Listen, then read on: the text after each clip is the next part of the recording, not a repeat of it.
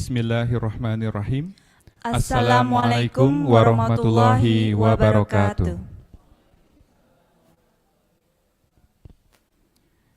Yang kami hormati perwakilan dari Kementerian Pendidikan dan Kebudayaan, Riset dan Teknologi Republik Indonesia, diwakili oleh Kepala Pusat Penguatan dan Pemberdayaan Bahasa Dr. Iwa Lukmana MA. Yang kami hormati Direktur Sekretariat Simeo, diwakili oleh Deputy Director of Administration and Communication Simeo, Miss Pintip Yamnirat. Yang kami hormati PLT Direktur Simeo Kitab in Language, Erdian Diaan Muniroh PhD. Yang kami hormati Deputy Direktur Administrasi Simeo Kitab in Language, Dr. Misbah Fikrianto. Yang kami hormati Rektor Universitas Pendidikan Indonesia, diwakili oleh Wakil Rektor Bidang Riset, Usaha, dan Kerjasama Profesor Bunyamin Maftuh. Yang kami hormati Dekan Fakultas Pendidikan Bahasa dan Sastra Universitas Pendidikan Indonesia, Profesor Dr. Tri Indri Hardini. Yang kami hormati Wakil Dekan Bidang Sumber Daya, Keuangan, dan Umum, Fakultas Pendidikan Bahasa dan Sastra Universitas Pendidikan Indonesia, Profesor Dr. Dingding Hairudin. Yang kami hormati Wakil Dekan Bidang Kemahasiswaan Fakultas Pendidikan Bahasa dan Sastra Universitas Pendidikan Indonesia, Yanti Wirza PhD. Yang kami hormati perwakilan dari Sekolah Pasca Sarjana Universitas Pendidikan Indonesia, Profesor Rati Huryati. Yang kami hormati Bapak Ibu Dekan di lingkungan Universitas Pendidikan Indonesia. Yang kami hormati Bapak Ibu Dekan Fakultas Pendidikan Bahasa dan Sastra atau Seni dari LPTK se-Indonesia, serta Bapak Ibu para tamu undangan yang kami hormati. Selamat pagi dan salam sejahtera untuk kita semua. Selamat datang di Gedung Auditorium FPBS UPI dalam acara Seminar Membangun Kesadaran Terhadap Kebijakan Bahasa dan Pendidikan Bahasa di Kawasan Asia Tenggara. Kegiatan ini terlaksana atas kerjasama FPBS UPI dengan Simeo Kitab in Language. The honorable representatives from the Ministry of Education and Culture, Republic of Indonesia, represented by Dr. Iwa Lukmana MA as the Head of Language Strengthening and Empowerment, the Honorable Simeo Secretariat Director, Deputy Director of Administration and Communication, represented by of Simeo by Ms. Pintip Yamnirat, the Honorable Acting Director of the Simeo Kitab in Language, Erdian Diaan Muniroh PhD, the Honorable Deputy Director of Administration Simeo Kitab in Language, Dr. Misbah Fikrianto, the Honorable Rector of Universitas Pendidikan Indonesia, represented by the Vice Rector of Business Research and Partnership, Professor Bunyamin Maftuh, the Honorable Dean of the Faculty of Language and Literature Education, Universitas Pendidikan Indonesia, Professor Dr. Tri Indri Hardini, the Honorable Vice Dean of the Resources Finance and General Management, Professor Dingding Hairudin, the Honorable Vice Dean of the Student Affairs Management, Ibu Yanti Wirza, PhD, the Honorable Deans from the faculties in Universitas Pendidikan Indonesia, the Honorable Deans from the Teacher Education Institutions in Indonesia, all of the distinguished guests present via Zoom, and all of the invited guests. Good morning and greetings to all of the attendees.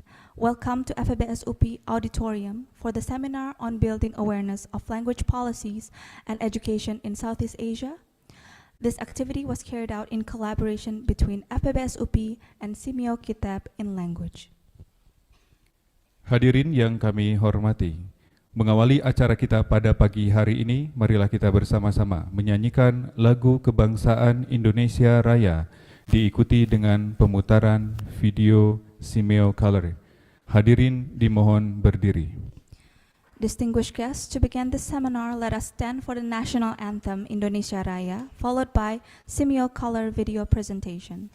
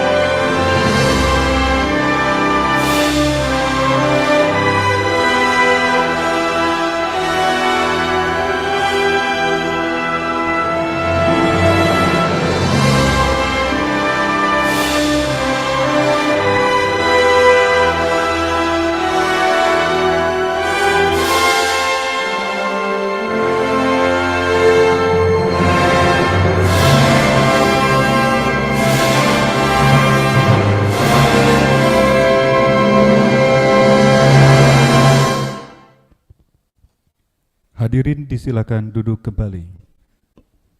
Ladies and gentlemen, you may sit down.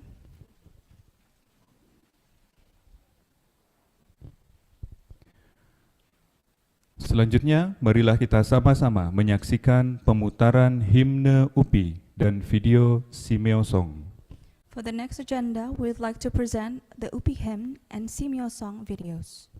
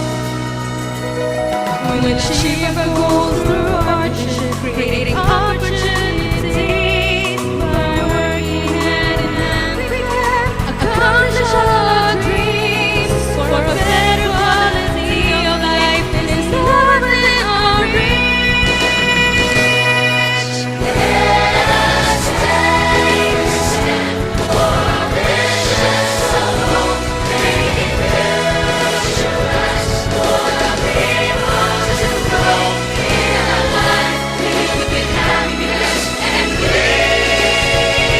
Yes, Señor, look at the future is our legacy.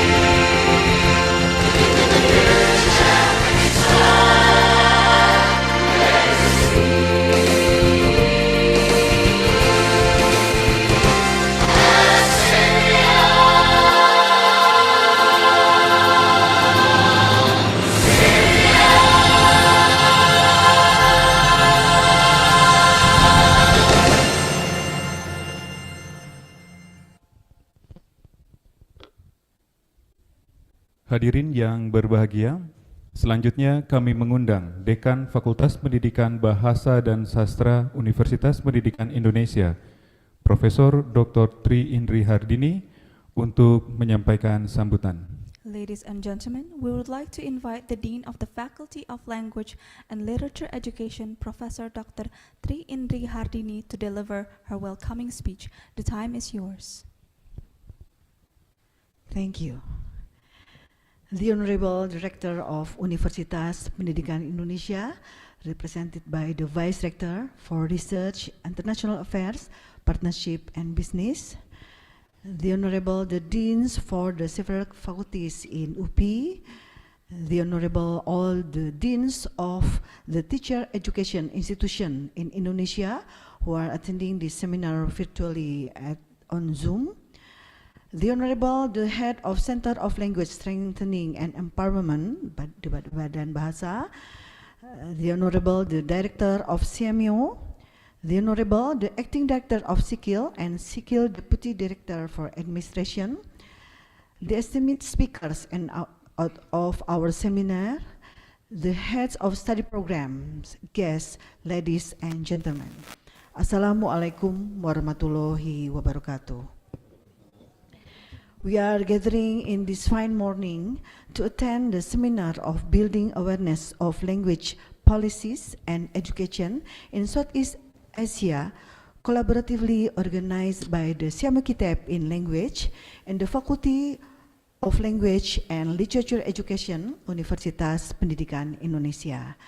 This seminar is the pinnacle of the 2 years intense collaboration between SIKIL and FPBS in our attempt to engage in research and discussion regarding the dynamic and significant roles of languages play in how we function and engage one another in the multiple societies we live in.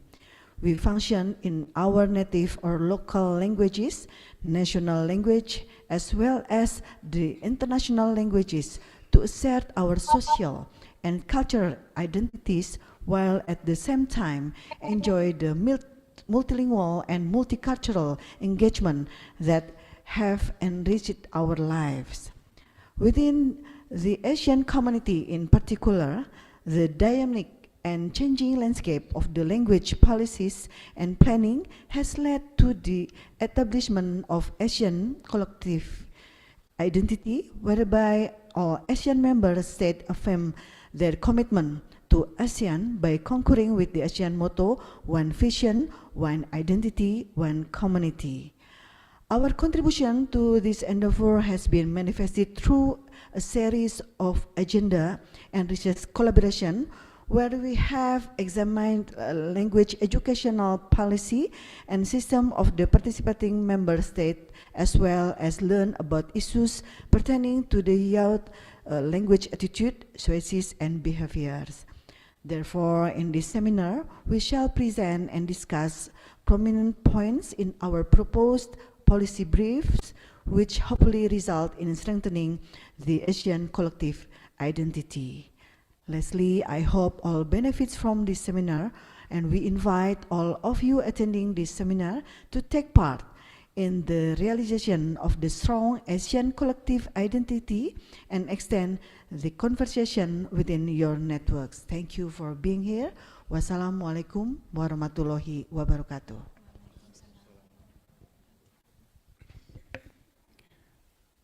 Selanjutnya, sambutan dari Rektor Universitas Pendidikan Indonesia yang akan diwakili oleh Wakil Rektor Bidang Riset Usaha dan Kerjasama UPI kepada Profesor Dr. Bunyamin Maftuh, disilakan. We would like to invite the Rector of Universitas Pendidikan Indonesia, represented by the Vice Rector of Business Research and Partnership, Professor Bunyamin Maftuh. The time is yours. Representative of Ministry of Education, Culture, Research and Technology, the Republic of Indonesia, Dr. Iwa Lukmana, and Honorable Semio, Deputy Director of Semio Secretariat,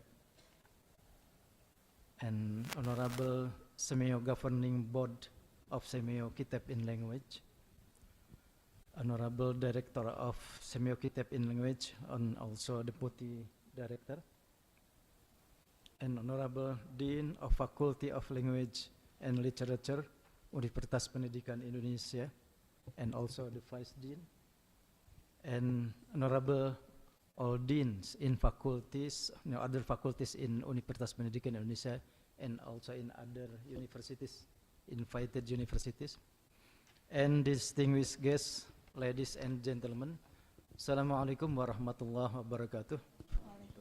Very good morning to you all. It's my great pleasure to welcome you all to this seminar on building awareness on language policies and education in Southeast Asian region. I am grateful for all the speakers and all the participants who have joined us today. Language policies and education have faced a range of issues and challenges in this era of globalization and digitalization. The era of globalization and digitalization, which is characterized by technology and mobility, has raised issues in data privacy, information, digital resources, diversity, and environmental concern, among others. These issues create challenges such as how society should cope with the ethics and collecting and disseminating individual data, the spread of misinformation and disinformation, the disparate access to digital resources, the multifaceted of global culture, and the environmental consequence of globalization and digitalization. The issues and challenges are interconnected and can significantly affect research, education, policies, and societal understanding. Language policies and education, therefore, need to address the issues and challenges in ways that have never been done before. It is not longer enough to work on language, culture, matter separately. As life becomes more complex and change take place rapidly, it is necessary that researchers in the field work collaboratively in interdisciplinary manner. The getting easier access of communication technology makes it possible for researchers all over the world to join research and share knowledge about the impact of globalization and digitalization from different perspectives. Furthermore, making us of the advancement of technology such as digitalization would enable innovation in research about understanding human being and society respond also in policies and education in language. Those research and policies in language and education must be aware of and staying current with the change in methodology and analytical tools, while at the same time should be critical with the consequences they bring. Only by trying to well inform and sharing knowledge in research in language and education able to fulfill its purpose to transform society and build capacity to critically reflect on the change occur in our society today. I hope this seminar in language policies and education provide you to disseminate your research so that your research obtain more exposure and recognition nationally, regionally, and globally. I do really hope that all the participants will get inspired from the speaker. On this note, on behalf of Universitas Pendidikan Indonesia, I officially open the seminar on building awareness of language policies and education in Southeast Asian region. Thank you. Assalamualaikum warahmatullahi wabarakatuh. Hadirin yang berbahagia, selanjutnya kami mengundang Direktur Sekretariat SIMEO yang diwakili oleh Deputy Director of Administration and Communication untuk memberikan sambutannya. Kepada Miss Pintip Iamnirat, disilakan. We would like to invite the SIMEO Secretariat Director, represented by the Deputy Director of Administration and Communication of SIMEO Secretariat, Miss Pintip Iamnirat. The time is yours. Distinguished guests, ladies and gentlemen, a very good morning to all of you. I'm truly honored to represent the SIMEO Secretariat at the open ceremony in July to welcome and everyone to the seminar on building awareness of language responsibility and education in South Asia. It is a pleasure to see such a diverse gathering of leaders, policymakers, experts, and stakeholders from across the region present. We are gathered today to engage in meaningful dialogue to expand understand the topic of immense importance. That is, the role of shaping institutional policy and foster cultural understanding in our Southeast Asian region.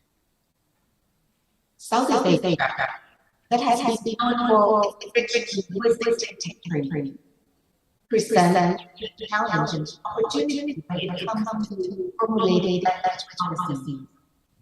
With the multiple languages, official languages, and foreign languages, each carries on distinct function roles, the need for consideration. SIMEO, as an intergovernmental organization on strengthening cooperation, education, science, and culture among its 11 countries of Southeast Asia, recognize the importance of language learning and mastery of language, which are critical for Southeast Asia to deal with and integration. Therefore, we fully support initiatives engaging in insights into our language landscape. We believe that the results uncovered provide us a foundation that will insights can guide our community. This will contribute towards nurturing conversation and identity by preserving the uniqueness of each country. SIMEO language as one of our social sectors has played a critical role in promoting innovation of language education development in the region. On behalf of your Secretariat, allow me to take a moment to acknowledge the efforts of Secretariat Language for its proactive role in enhancing our understanding of language policy and education inclusion. The journey from the webinar on language policy and language education in 2020 to the comprehensive research undertaking in 2021-2023 is indeed commendable. The culmination of these efforts is what brings us together today. The seminar building awareness on language policy and education in Southeast Asia will share the wealth of knowledge wide through years of research and insights into the language landscapes,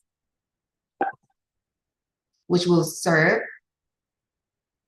as valuable resources for governments and educators, providing a roadmap for enhancing language policy implementation in our respective countries. Additionally, the policy briefs to be launched today synthesize key findings and recommendations to foster multilingualism and unity in our region. In closing, I wish to extend my appreciation to Simo Kitab in Language, Universitas Pendidikan Indonesia, the resource persons, our esteemed speakers, and all participants for contributing and making this seminar possible. Your expertise and experiences will enrich our understanding of language policies in Southeast Asia.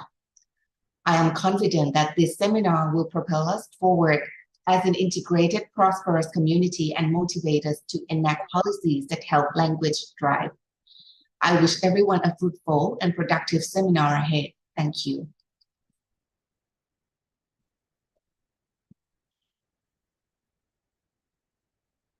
Hadirin yang berbahagia, selanjutnya kami mengundang perwakilan dari Kementerian Pendidikan dan Kebudayaan, Riset dan Teknologi Republik Indonesia yang diwakili oleh Kepala Pusat Penguatan dan Pemberdayaan Bahasa untuk memberikan sambutan sekaligus membuka kegiatan. Kepada Dr. Iwa Lukmana MA disilakan. We would like to invite the representative from the Ministry of Education and Culture, Research and Technology, Republic of Indonesia, represented by Dr. Iwa Lukmana as Head of the Language Strengthening and Empowerment. The time is yours. Terima kasih. Suara saya jelas? Assalamualaikum warahmatullahi wabarakatuh. Selamat pagi, salam sejahtera untuk kita semua. Ladies and gentlemen, especially international audience, my apology due to legal restrictions. I have to speak Bahasa Indonesia in this occasion. However, I will summarize the main points at the end. Yang kami hormati Rektor Universitas Pendidikan Indonesia, yang pada kesempatan ini diwakili oleh Wakil Rektor Profesor Bunyamin Maftuh, yang kami hormati Deputy Director for Administration and Communication at Siamio Secretariat, Ms. Pintip Yamnirat, Dekan Fakultas Pendidikan Bahasa dan Sastra, Profesor Tri Indi Hardini beserta jajaran, para dekan di lingkungan Universitas Pendidikan Indonesia dan Universitas Mitra, governing board members of Siamio Kitab in Language, PLT Direktur Siamio Kitab in Language, Dr. Dian Muniroh beserta jajaran, perwakilan dari Kemenlu, para tamu undangan, panitia kegiatan, beserta seminar semuanya. Puji syukur kita panjatkan kepada Allah Subhanahu wa Ta'ala karena atas izinnya kita dapat bertemu di sini. Ada yang bertatap muka dan ada juga yang bertatap layar. Saya hadir di sini mewakili Kepala Badan Pengembangan dan Pembinaan Bahasa, karena pada waktu yang bersamaan sedang ada dalam kegiatan yang tidak dapat ditinggalkan. Dalam kesempatan ini saya menyampaikan permohonan maaf dari Pak Kepala Badan dan juga salam hormat dari beliau untuk hadirin semua. Kami menyampaikan apresiasi kepada Siamio Kitab in Language yang mungkin lebih dikenal dengan nama pendeknya SIKIL atas upayanya selama ini dalam mengembangkan pembelajaran bahasa di kawasan ASEAN, termasuk kegiatan seminar hari ini. Saya sendiri kebetulan adalah governing board member atau mungkin terjemahannya anggota wali amanah semacam itu dari SIKIL untuk Indonesia. Dan dalam posisi ini saya juga menyampaikan apresiasi dan terima kasih kepada pihak-pihak yang selama ini telah berkolaborasi dengan SIKIL termasuk Universitas Pendidikan Indonesia. Pak Ibu yang kami hormati, konstitusi kita dan peraturan perundang-undangan yang berada di bawahnya menempatkan bahasa pada posisi yang sangat penting. Tentu karena kita semua menyadari peran penting bahasa dalam memenuhi kebutuhan komunikasi sehari-hari dan juga untuk mengembangkan kualitas hidup kita dalam berbagai bidang. Urusan bahasa sebagaimana kita ketahui diatur dalam pasal 36 dan 32 pada konstitusi kita, Undang-Undang Dasar 1945. Selanjutnya urusan bahasa diatur tersendiri dalam undang-undang meskipun berbagi dengan aspek lain, yaitu Undang-Undang Nomor 24 Tahun 2009 tentang bendera, bahasa, lambang negara, dan lagu kebangsaan. Selanjutnya, kementerian kita, Kemdikbudristek, merupakan kementerian yang paling banyak menyentuh urusan bahasa melalui beberapa unit utamanya. Misalnya untuk urusan pembelajaran bahasa ada Ditjen PAUD Dikdasmen, untuk pengembangan kurikulum ada Badan Standar Kurikulum, Asesmen dan Perbukuan, untuk peningkatan kualitas guru bahasa yang merupakan urusan inti dari SIKIL ini, beserta staf pendukung atau tenaga kependidikan. Di sini ada Ditjen GTK, lalu ada juga Badan Pengembangan dan Pembinaan Bahasa yang mengurus pengembangan, pembinaan, dan penginternasionalan bahasa dan sastra Indonesia, serta pelindungan bahasa daerah. Badan Pengembangan dan Pembinaan Bahasa yang lebih dikenal dengan nama pendeknya Badan Bahasa mengembangkan dan melaksanakan 3 program prioritas, yakni penguatan literasi, pelindungan bahasa daerah, dan internasionalisasi bahasa Indonesia. Sebagian dari program Badan Bahasa Kemendikbudristek bersentuhan langsung dengan program SIKIL, khususnya Ihwal Diplomasi Kebahasaan dalam rangka pembuanaan bahasa Indonesia. Bapak Ibu yang kami hormati, realisasi amanat undang-undang tentang peningkatan fungsi bahasa Indonesia menjadi bahasa internasional sudah berkembang cukup jauh dari upaya de facto berupa peningkatan jumlah penutur asing bahasa Indonesia melalui program BIPA. Sekarang kita sedang melakukan upaya de jure untuk memperoleh status internasional sebagai bahasa resmi pada sidang umum UNESCO. Tanggal 8 November yang baru lalu, kami mempresentasikan usulan ini pada sidang Legal Committee UNESCO dan alhamdulillah mendapat persetujuan penuh dari para anggota Legal Committee. Hanya saja cerita belum selesai, karena hasil dari sidang Legal Committee ini akan diplenokan antara tanggal 21 atau 22 November.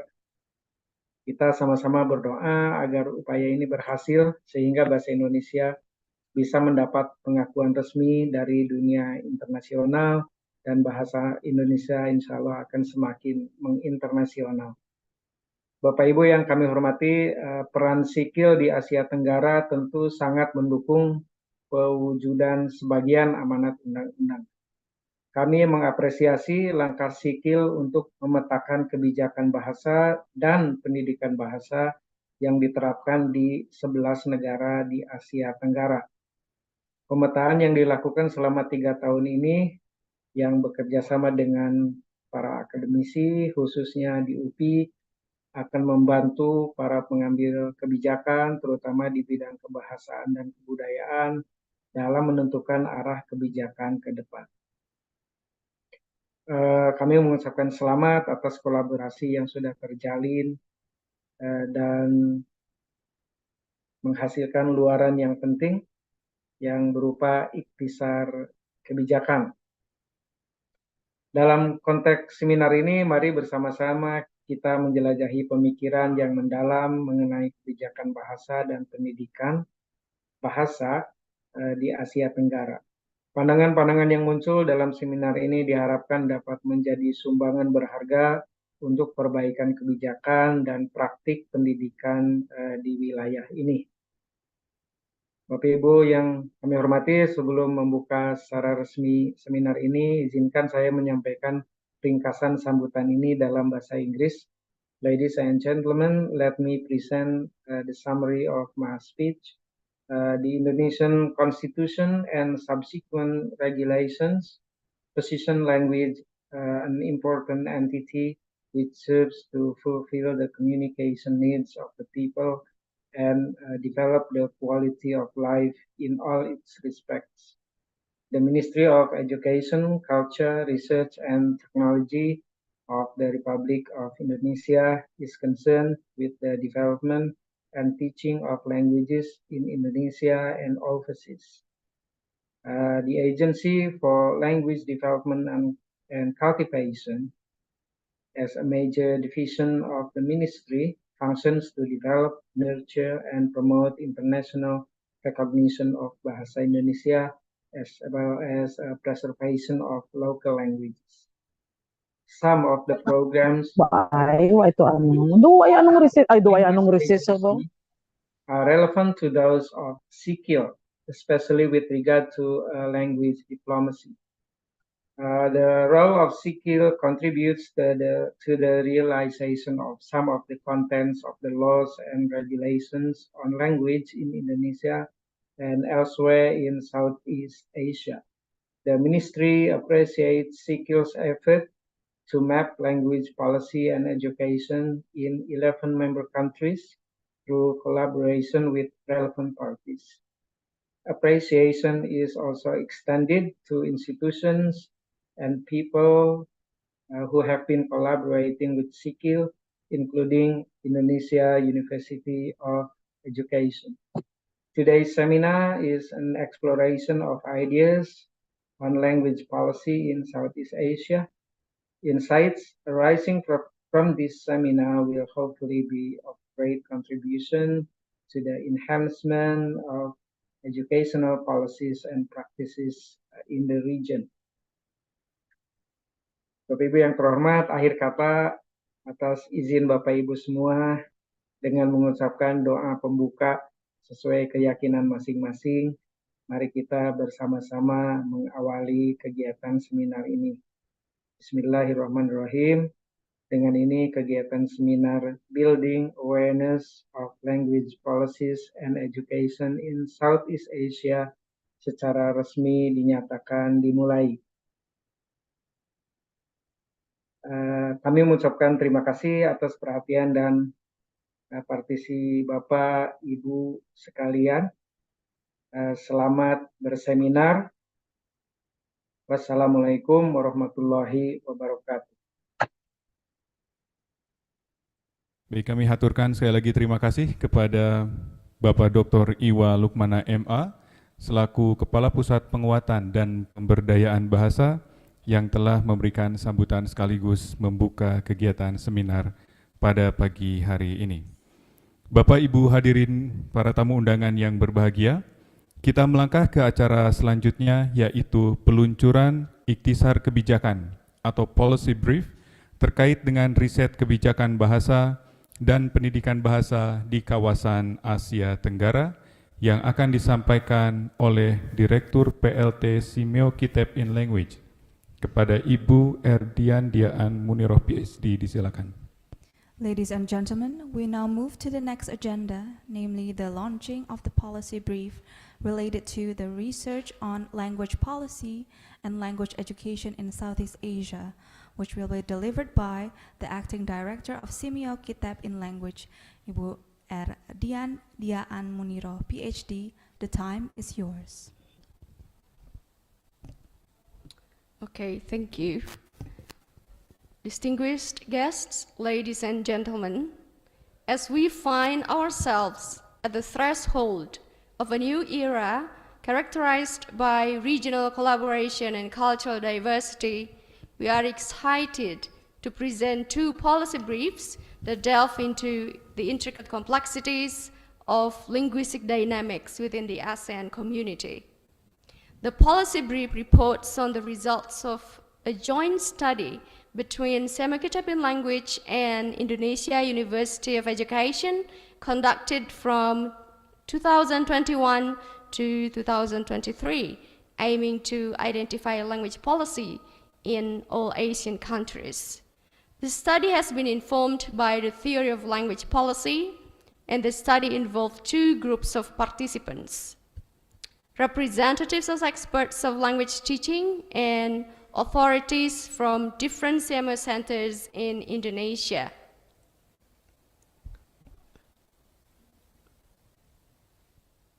Hang on. Yeah. Sorry. The study involved two groups of participants, representatives of experts of language teaching and authorities of different CMO centers in ASEAN, and 4,219 youths aged 15 to 25 from all ASEAN countries. The study used a survey, and the data were collected through the use of a questionnaire distributed to the participants.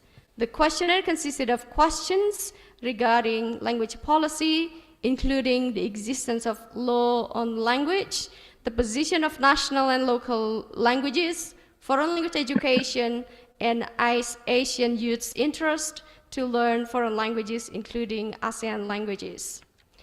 The first policy brief titled Language Policy in ASEAN Countries. In this policy brief, we undertake an in-depth examination of language policies within ASEAN nations. Recognizing language as a potent medium for expressing culture and identity, we highlight its crucial influence on the socio-political terrain of countries. This brief examines the diverse strategies utilized by Asian member states to navigate their linguistic environments, shedding insights on the complexities and possibilities that arise at the junction of language and policy. Here are the recommendations of this policy brief. The central government of each country should announce a language policy to be established to allow for the development of ASEAN languages in the region in line with the ASEAN Declaration and the Year of ASEAN Identity. The law and language policy in each ASEAN country should support the preservation of the local languages, the development of the national language, and the mastery of foreign languages in order to raise the nation's awareness as well as foster identity. Third, a comprehensive study should be done on when foreign language should be offered at school. Various sectors like academic, job, tourism should be developed to support the development of the Asian language. Asian language policies should be collaboratively established among countries in the Asian region. Further studies should be conducted to find out more detailed language policy, and efforts should be made to develop local, national, and ASEAN languages. Policy brief, the second policy brief, the title is The Potential of the Indonesian Language and the Urgency of Language Policy in ASEAN. This policy brief takes a focused lens to examine the potential of the Indonesian language and the urgency of language policies within the Asian framework. This policy brief unravels the unique strengths and contributions of the Indonesian language while underlining the critical need for strategic language policies to harness this potential for the collective benefit of the Asian community.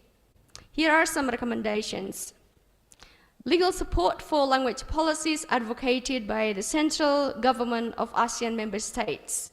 Establishment of an Asian language center, particularly for the Indonesian language.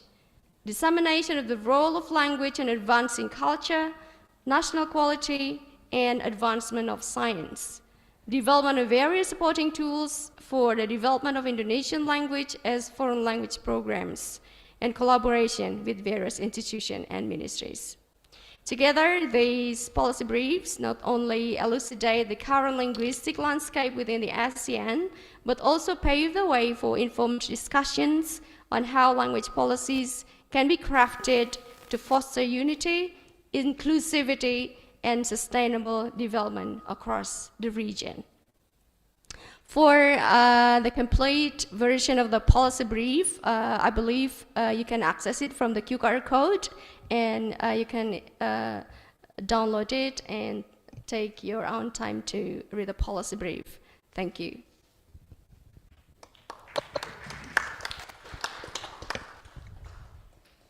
Terima kasih kami sampaikan kepada Ibu Direktur PLT Simeo Kitab in Language, Ibu Erdian Dian Muniroh, PhD, yang telah menyampaikan ikhtisar kebijakan atau policy brief terkait dengan riset kebijakan bahasa dan pendidikan bahasa di kawasan Asia Tenggara. Bapak, Ibu, hadirin tamu undangan yang berbahagia, sebelum melangkah ke acara selanjutnya, yaitu paparan dari para narasumber, kita akan beristirahat sejenak atau coffee break. Kami mempersilakan Bapak Ibu untuk menikmati hidangan yang telah disediakan dalam sesi coffee break selama 10 menit ini. Mohon maaf, sebelum coffee break ada video yang akan ditayangkan dari Simeo Kitab in Language. Ladies and gentlemen, before the coffee break, we will show the presentation from the Simeo Kitab in Language.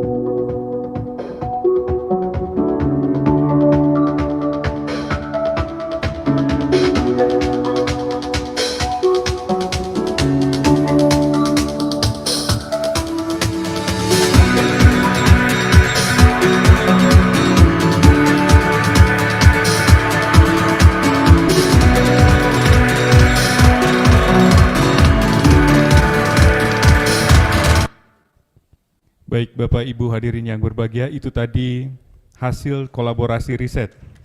Boleh tepuk tangan? Hasil kolaborasi riset antara Simeo Kitab in Language dengan Universitas Pendidikan Indonesia terkait dengan peluncuran ikhtisar kebijakan yang tadi sudah disampaikan oleh Ibu Direktur PLT Simeo Kitab in Language, Ibu Dr. Dian Muniroh. Agenda selanjutnya Bapak Ibu yaitu coffee break.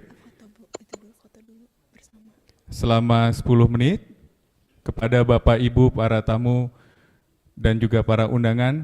Sebelum keluar, kita akan berfoto terlebih dahulu, mungkin diawali dengan Bapak Wakil Rektor, kemudian perwakilan dari Simeo, hal ini diwakili oleh Miro.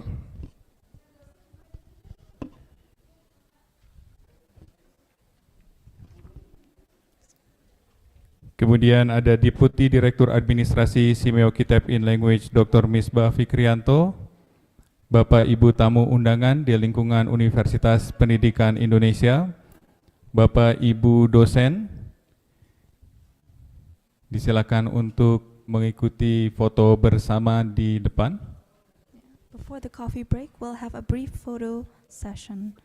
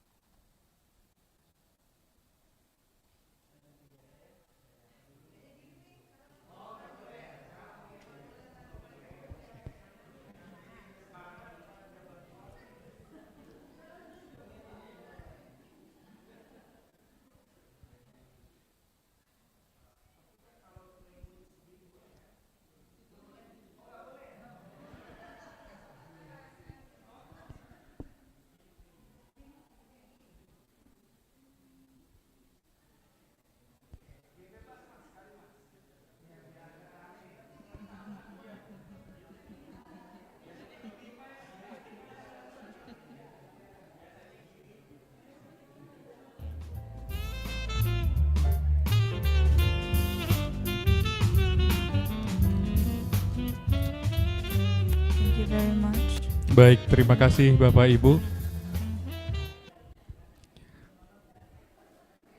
Selanjutnya kami mempersilakan Bapak Ibu untuk menikmati hidangan yang telah disediakan dalam sesi coffee break selama 10 menit. Yeah. Ladies and gentlemen, the next agenda is a 10-minute coffee break. We invite you to enjoy the dishes provided, and you may return by 9:44. Thank you very much.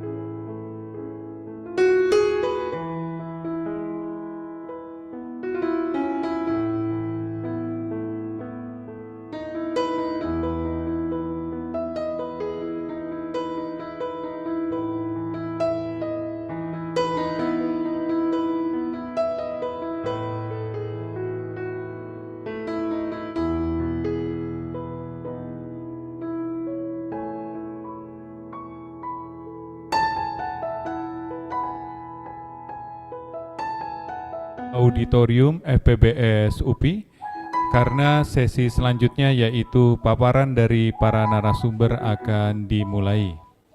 Sekali lagi kepada Bapak Ibu yang berada di luar auditorium FPBS UPI, kami undang Bapak Ibu untuk memasuki auditorium karena acara selanjutnya yaitu sesi pemaparan dari narasumber akan segera dimulai.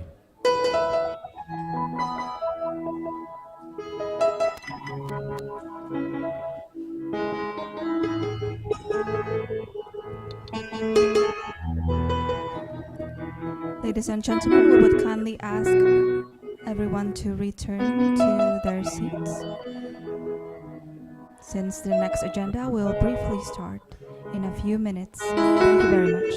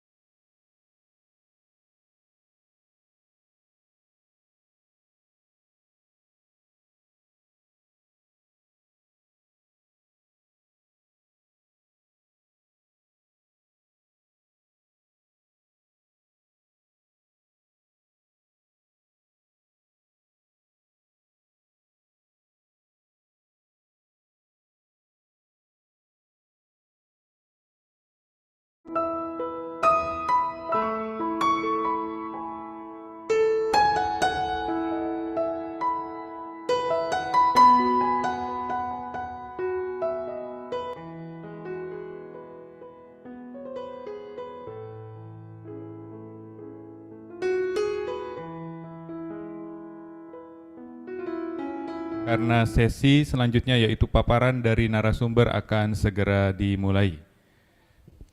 Ladies and gentlemen, we kindly ask for all of the attendees to return to their seats since the presentation will briefly start in a few minutes. Thank you very much.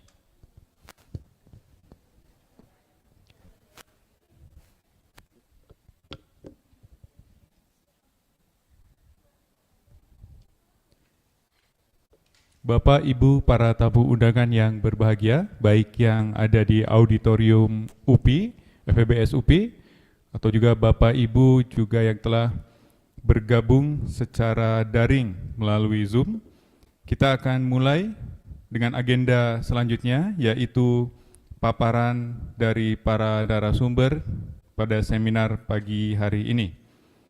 Kita akan sama-sama menyimak paparan dari para narasumber. Untuk itu, kami mengundang Dr. Lulu Laila Amalia dan juga Ibu Yanti Wirza PhD untuk maju ke depan, kemudian akan memandu sesi pemaparan dari narasumber. Ladies and gentlemen, we will proceed to the next agenda that will be the presentations from the keynote speakers in today's seminar.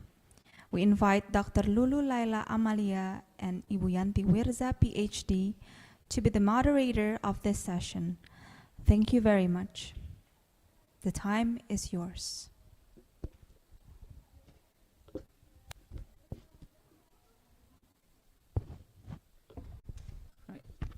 Okay, good morning, ladies and gentlemen. Thank you very much for joining this session. My name is Lulu Lela Amalia, and I will chair this session. Before the start, please make sure that you have turned off your microphone and then also your handphone. Yeah. Okay, ladies and gentlemen, on this occasion, we shall have outstanding presentations from 3 resource persons. Each of them will have 30 minutes to deliver their presentation.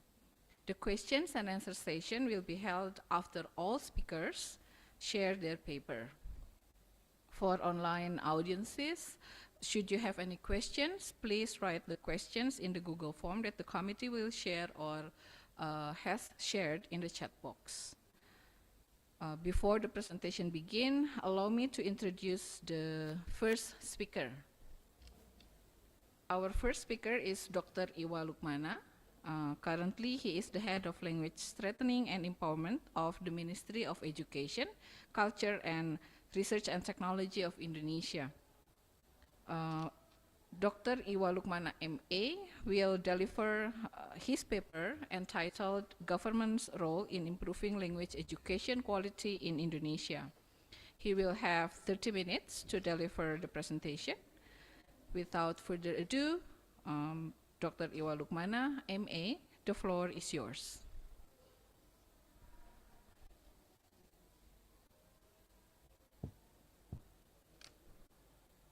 Is Pak Iwa with us?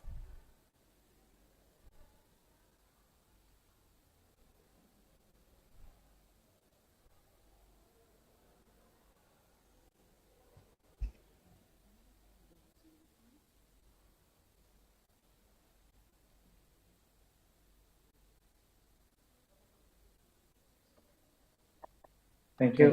Lulu, can you hear me? Yes, Pak Iwa.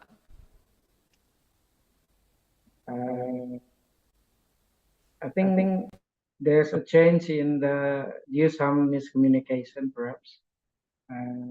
My title of presentation is slightly different. Is that okay? Okay, Pak Iwa.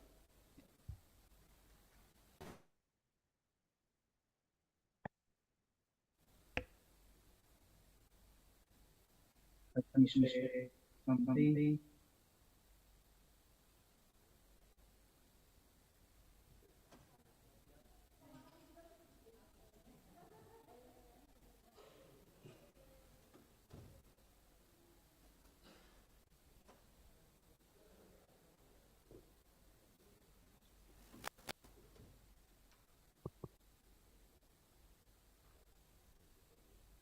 Hey, good morning, ladies and gentlemen. Excuse me, my noise is blowing. Something wrong there?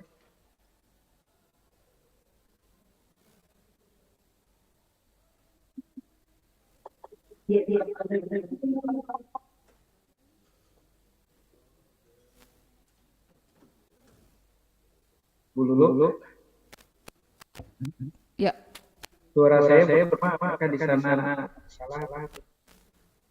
We can hear your voice. Saya kira tidak, Pak. Di sini terdengar dengan jelas. Oh, oke. Ya.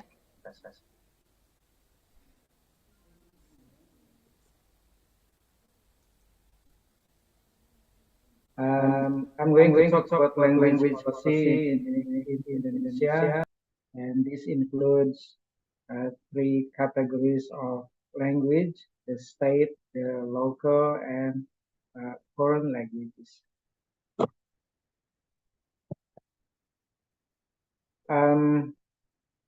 The language policy of the Republic of Indonesia can be represented perhaps in these 2 words: multicultural, multilingual, and multicultural.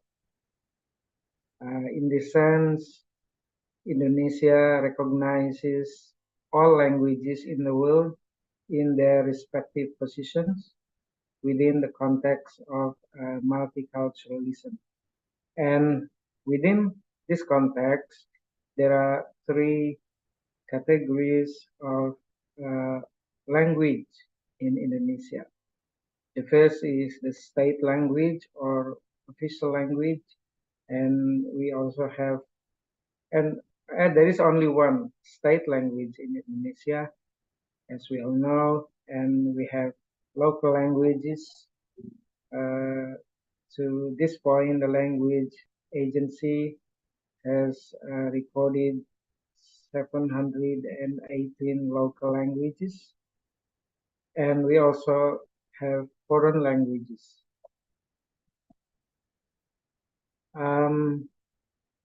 Let's talk first of all about the first category, which is the state language, Bahasa Indonesia.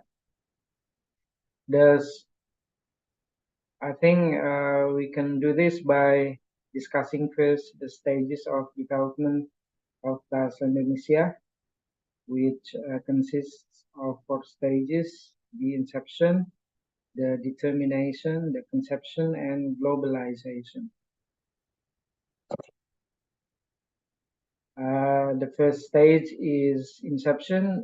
It deals with how Bahasa Indonesia was brought into existence. It started a long time ago. We date back to the movement for independence. And at the time, there was a need for a unifying language among the people who were involved in the movement for independence. And it resulted in the 1928 Youth Olympics, which declares one homeland, Indonesia, one nation, Indonesia, and the language of unity, Bahasa Indonesia. And the source language is Malay. Malay as it was spoken in Indonesia. Malay was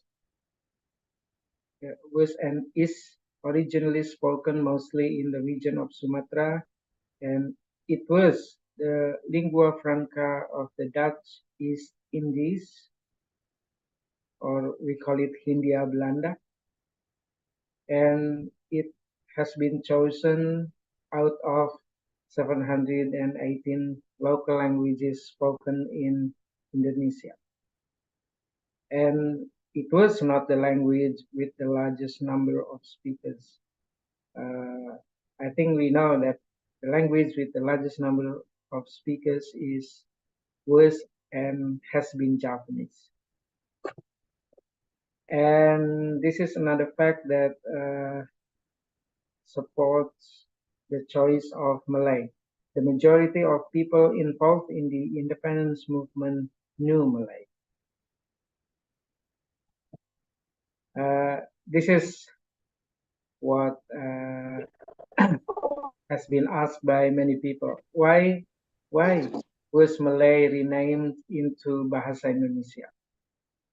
The answer is ideological, political, because the name of Indonesia is consistently applied to the homeland, Indonesia, the nation, Indonesia, and the language, Bahasa Indonesia. And there was also a spirit to build a new entity with a new, fresh identity. The Indonesian people at the time wanted to move away from the language of the colonizer, which is Dutch. So they chose a new language which was originally Indonesian. And the second stage was determination. It is the constitutional recognition of Bahasa Indonesia as the official language. As stated in the 1945 Constitution of the Republic of Indonesia, Article 36, it says the state language is Bahasa Indonesia. And the third stage is conception. It is the development of Bahasa Indonesia in order to enhance its capacity to function effectively as a state language. The source language Malay was more widely used for spoken interaction. And many people said it was still a poor language when we talk about modern world. Today, it has changed into the modern Bahasa Indonesia, and it is sufficient to cater for the communication needs of the people, and it can also cope with developments of the modern world. And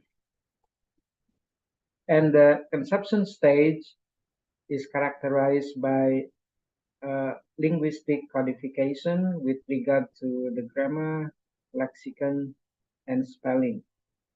We developed grammar books of Indonesian, standard grammar books.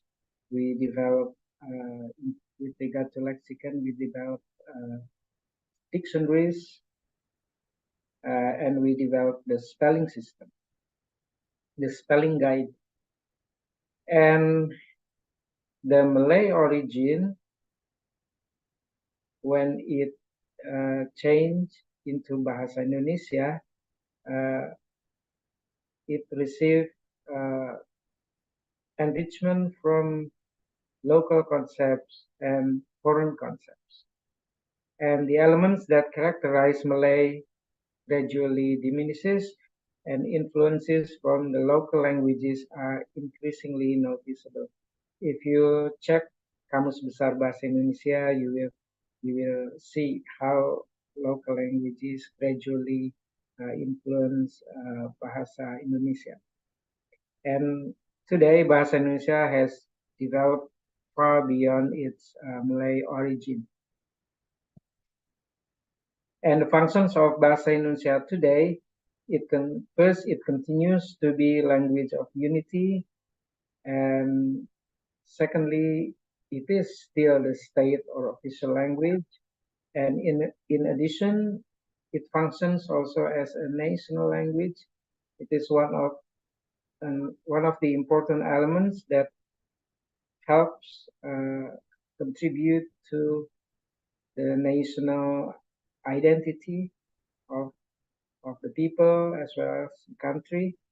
It is also a working language, the language used in education, in government, and that's in one end, and at the other end, there was the day-to-day communication.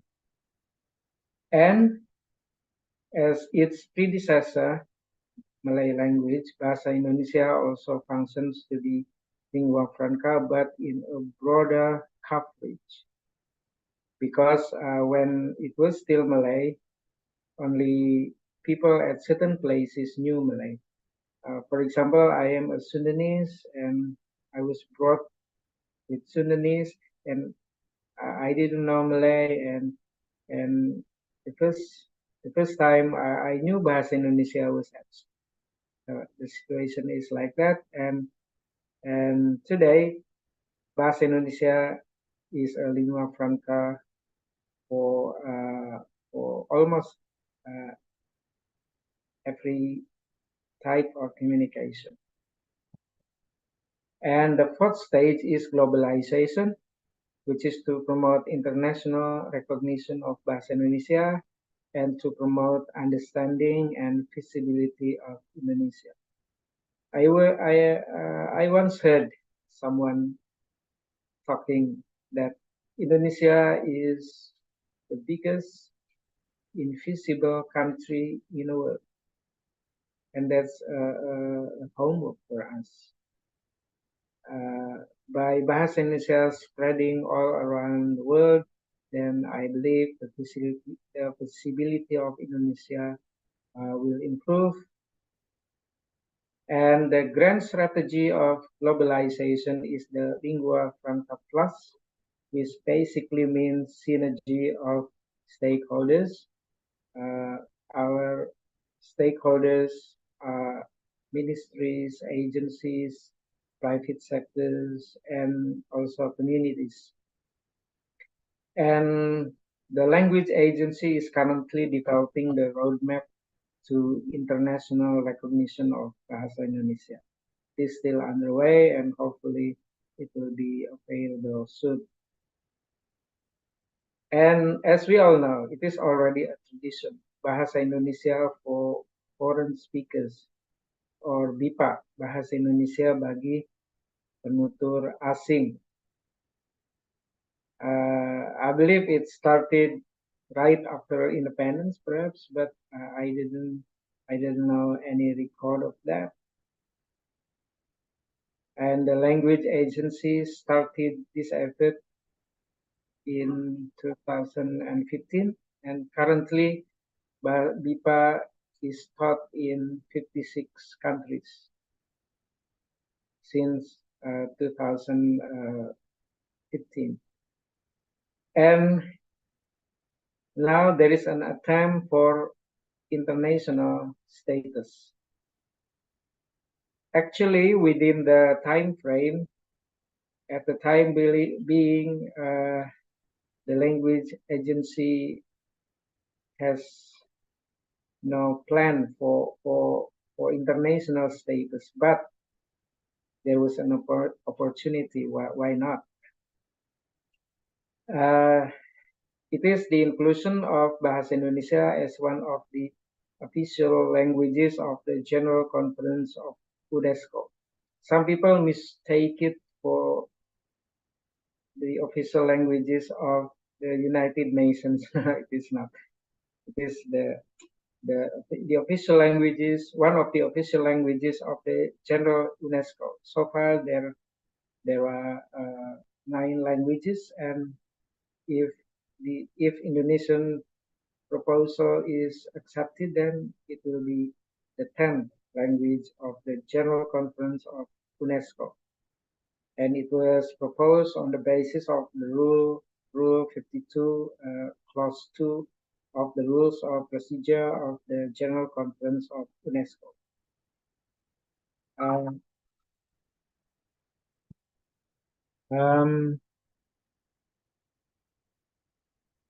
With regard to the local languages,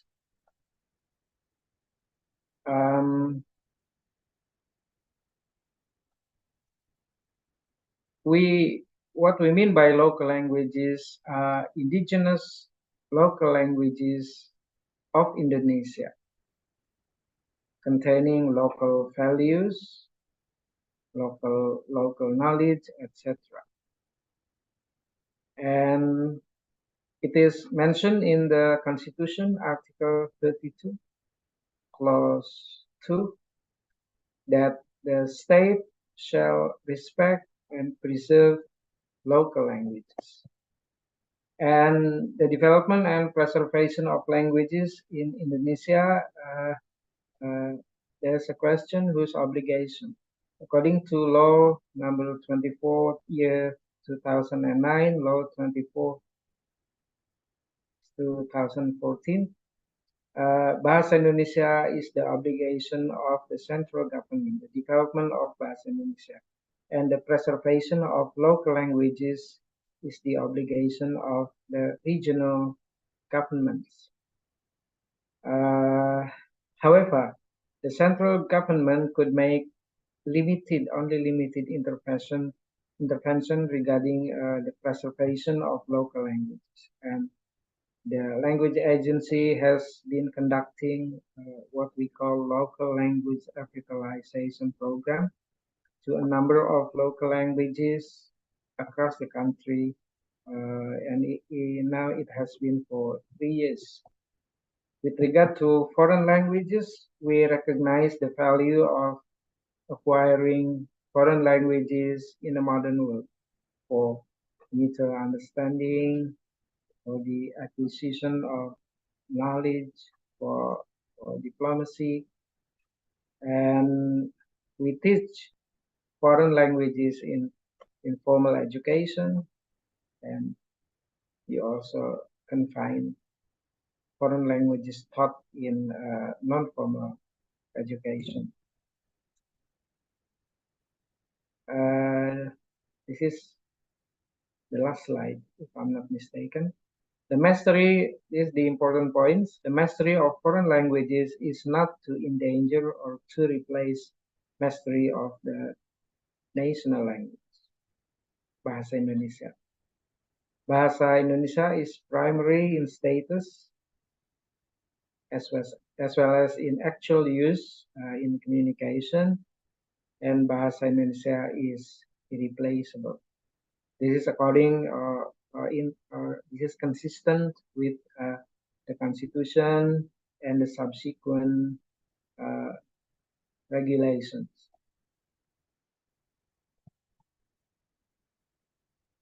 Terima kasih. Thank you. I think that's all, Ibu Lulu. Thank you very much. Terima kasih. Yeah, thank you very much, Pak Iwa, for the presentation. We will have 2 more speakers. The second one actually is from Thailand. Our second speaker is from Thailand, the Assistant Professor Nirada Citra Kara. I hope that she's with us online. She is currently a faculty staff in Chulalongkorn University.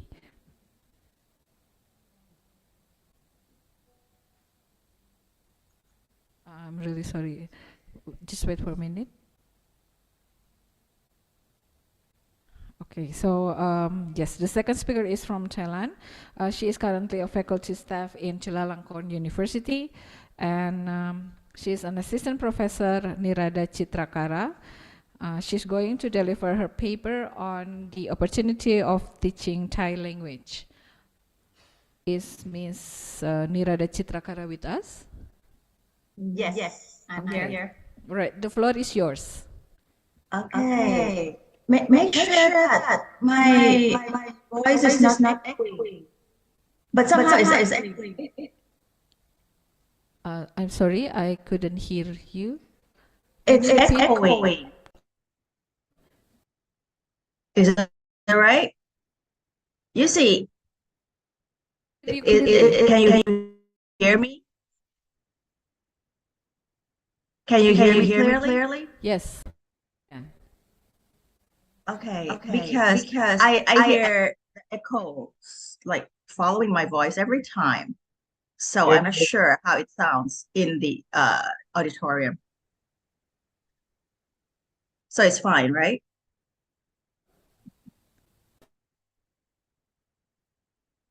Start. So can you hear me? Can. And there's no echo? Okay, we can see your slides. Okay. So let's get started then. So, well, thank you for the invitation. And again, it's an honor to get to speak to the audience in Indonesia. And I'll have to tell you that actually this is not really my area of expertise. I'm a linguist and I teach English linguistics, and my expertise is in English syntax. However, well, I pretty much can deliver this presentation because at least I'm a linguist.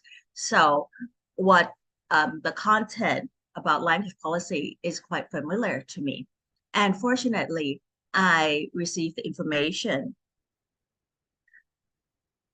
that from the research from my former colleague, Professor Tom Huebner, who was a professor at San Jose, and he's a specialist in social linguistics and language policy. And he's been in Thailand for decades, and he's been familiarized himself in the area of Southeast Asia, especially when it comes to language and linguistics and also English language education. And thanks to Ms. Pintip, who helped out with the information. And so I'll let you know the information according to Professor Tom Huebner.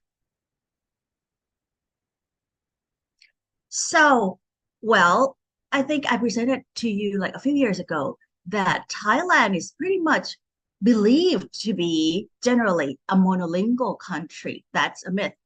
Well, according to Professor Huebner, the belief arose from the nationalism movement, which happened like since my mom's time, like 1950s, that because they just want us to believe, well, actually, when I was taught in school, the same thing was presented. Well, actually, it was printed in the textbook that we're like a monolingual group, like monocultural group, migrated from the southern part of China, from specifically Altai Mountain, which actually I was told that not many people live there. And this was what was taught to us, especially Generation X and before, that we were a monolingual and monocultural group that migrated from the southern part of China. And then afterwards, in around 13th century, we started a kingdom in Sukhothai and then moved on to Ayutthaya and Thonburi and Bangkok. And that was a myth. And for the recent findings from the accounts from our neighboring countries, well, we're pretty much like many places. We're from different origins. And most of us were just natives in the area. It's not like we moved from the southern part of China to Thailand where no one lived there, or we can just chase people away and then we just settled here. No, actually, the majority of us live here. And this showed them area, the Suvarnabhumi area, which the name is actually originated from the name of the area here. So, and later it becomes the name of the airport. So now the name becomes more well-known because of the airport in Thailand. But yes, the area here is called Suvarnabhumi area, which means the land of gold, a golden land, not the land of gold. Okay, because we don't have gold, but well, it's probably because it's so dry and it's yellow. I'm not sure, but anyway, well, I believe that it's because of our prosperity and fertility of the land. So it's originally named Suvarnabhumi. And most of us were natives living here in the area of Laos, Cambodia, and also around Myanmar.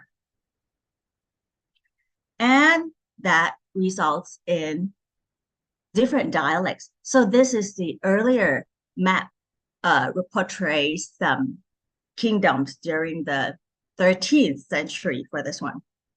So yes, Sukhothai kingdom is one of the kingdoms. It's not our first kingdom. It's one of the kingdoms in the area, together with Lopburi and Lana. And I was told that there is also Suphanburi in the northeastern part too.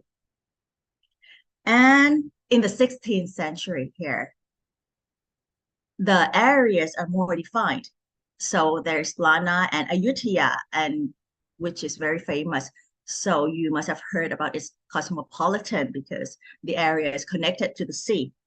And there are many foreign visitors from Europe and China and many parts of Asia.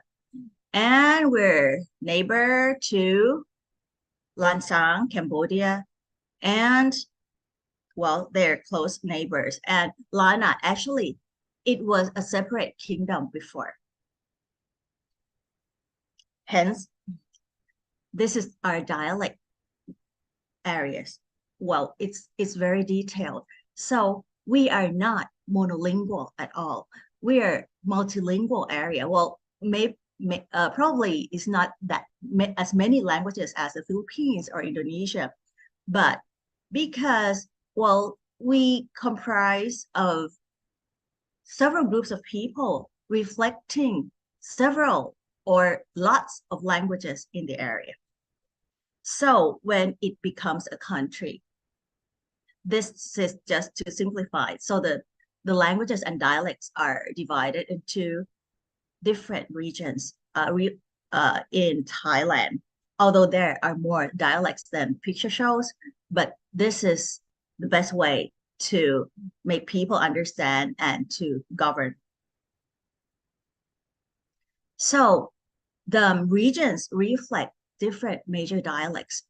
So in the Lana part, the northern part, well, they speak northern dialect of Thai.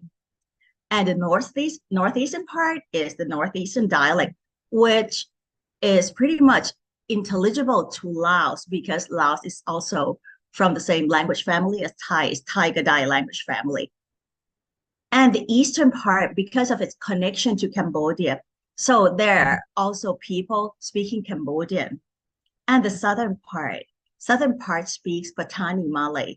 So this is what I presented in the last international conference, the SEQUEL International Conference, that they speak Malay.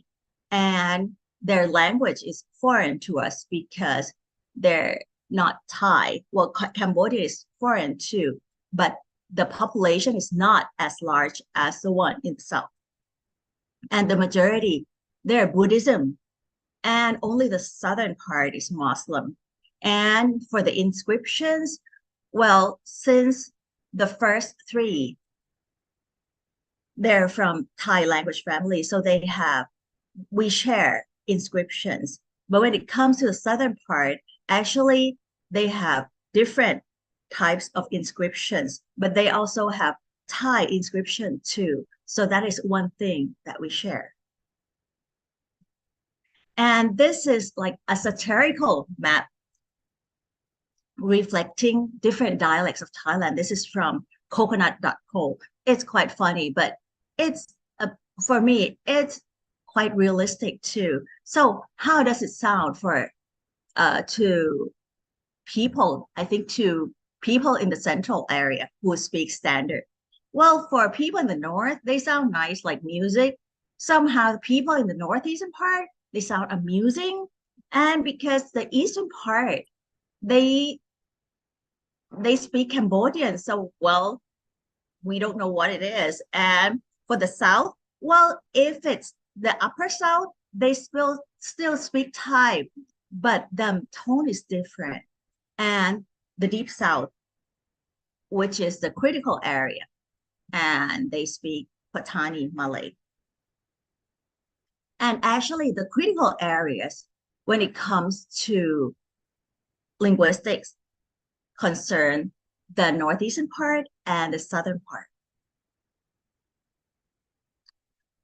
You see, when it comes to language policy, first, again, this reflects what I presented earlier a few years ago, that the Ministry of Education pays more attention to English because of globalization. And English was taught since the first grade, and children from well-to-do families, they attend bilingual schools and international schools. And many kids these days, when you go to Bangkok shopping mall, they speak English to their parents. Well, that also includes my nephew. However, when it comes to regional language, well, you see, everyone is educated in standard Thai. So actually the first step is not speaking English. It's about being able to speak and understand Thai fluently. So we don't have to bother about teaching English to people in the southern part or the northeastern part. We have to focus on at least make them speak Thai. So according to Professor Hubner, the government came up with the idea that they have to decentralize the authority and decision making to make it more local and give importance to local people and involve them more in the curriculum. So that is just to connect them with Thai language and culture and to improve the academic standard. So again, it's not about foreign language. It's about Thai language that they have to learn. And everyone had to realize that we're not a monolingual country after all. So let's see the levels of urgency. For the northern part, somehow they're quite secure. They have their own dialects, they have their own identity, and they can also speak standard Thai fluently. But when it comes to eastern part, which is considered the poorest area in the country, well, their poverty can just, not the eastern part. Eastern part is fine, but the northeastern part. So sorry, let's go back to eastern part first. The eastern part is the smallest area. And what they're worried about is their ethnic identity, because they pretty much are influenced by the standard and central Thai culture, and their ethnicity is like they're fading and fading. And when it comes to northeastern part, this is the part where it's important because it's kind of threatens the political security. Because when they're the poorest part for the northeastern one, if they're poor, it's easier for them to be, what do I want to say? I think you have the idea, to be bought by politicians. They can just get the money, receive the money from the politicians easily because they're poor. So we're trying to make them not only well educated, but try to make their financial status, their economic status better. And the southern part, this is even more important because it's the national security. If you read Thai news, you will see that there are movements from people down there to separate themselves to become a different country.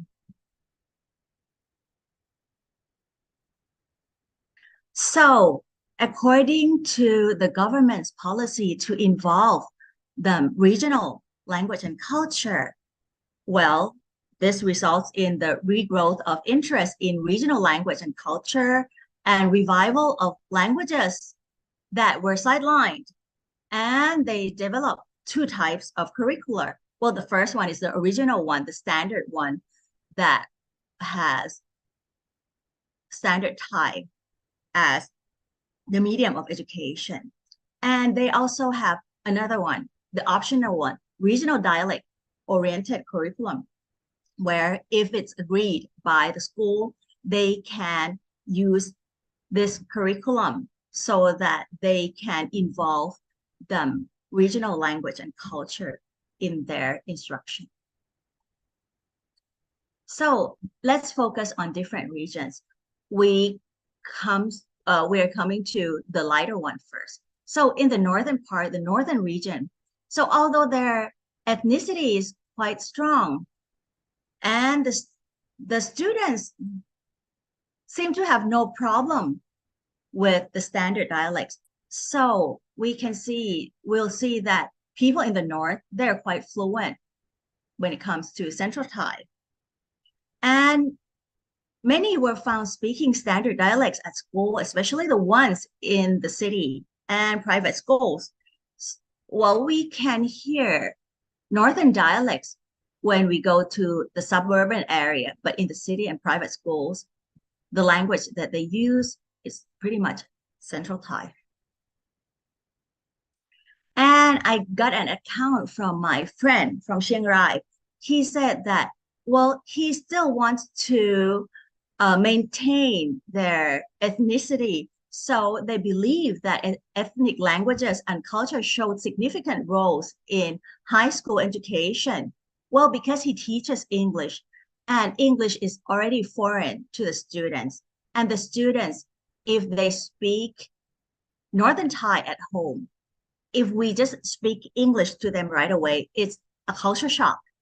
So what my friend is trying to do is to make the language, the instruction more friendly to the students. So whenever he has to use Thai, he'll use the Northern Thai dialect. So he's teaching at Ratchapat University, Chiang Rai. And he said that when he speaks his Northern dialect, it makes the students become more connected to not only to him, but also the instructions. And also students will have to be secure, well, have to be, what do you call it, confident that their Thai English accent is not that bad, because this is, I believe, is also another weakness of teaching English in Thailand. It's just that we focus too much on the pronunciation to make it sound like natives, which is pretty much impossible. So actually Thai accent is fine, but the students, they just expect too much from themselves, so that it makes it difficult for them to speak English. So my friend's point, who is teaching English in Chiang Rai, he said that, well, at least if he speaks the Thai English accent, it makes a student feel confident that their English is fine and is also workable. As for the eastern region, this is the part where it is connected to Cambodia. Well, what they're afraid is that their identity is threatened by the standard and central Thai culture. So there is a movement to maintain regional language and culture to create solidarity, because they just want their younger generation to embrace what they have, which is very unique. And schools can choose to implement regional language into the curriculum. So this is from my former student who is now living in Surin, but her hometown is in Buriram. Okay, so in the north, near the border, 80% of the students speak Cambodian as their mother tongue. And so for the schools in the border, they included Cambodian as in their language curriculum. So this is the area of Buriram. You can see that it's just very close to Cambodia. And the older generation can speak Cambodian, but not the younger ones. And the older generation, they're really afraid that the younger ones will not only forget about the language or neglect their ethnic language, but also the culture. See? And we're moving on to the more critical part, the northeastern region. So according to Hubner, well, the fact is it used to be part of Laos, and the population around there are quite poor, and it's a large majority, 1/3 of Thailand's total population. And they speak Isan or Lao. Well, for me, if it's the first few minutes, I might not understand what they're saying. But if I spend time with them, I could be able to understand them, because it's just a different dialect. But anyway, among Thais, this language is portrayed, well, as poverty. It portrays poverty. And if it's in movies, it's like petty criminals or buffoons. And well, among the Thai, well, for them, they also see themselves as, well, their self-esteem is pretty low. But anyway, they still have strong cultural pride. Why is that? I just want to skip a bit. See? So actually, their culture pretty much represent Thailand with this som tam and grilled chicken and their dances, which I'm sure that many foreigners remember that this is just one of the identities of Thailand. Now let's go back to their language. See? So actually, it's easier for them to join the majority of the country because, well, their language is the same language families as us, and they also share the literature, the arts, and with the borrowings from Cambodia and India and Sanskrit Khmer, yes. And also, what happens in the area at the moment is the diglossia, in that they speak standard Thai in formal events, and then Isan, which is northeastern Thai, is spoken at home and in the community, like many ethnic languages.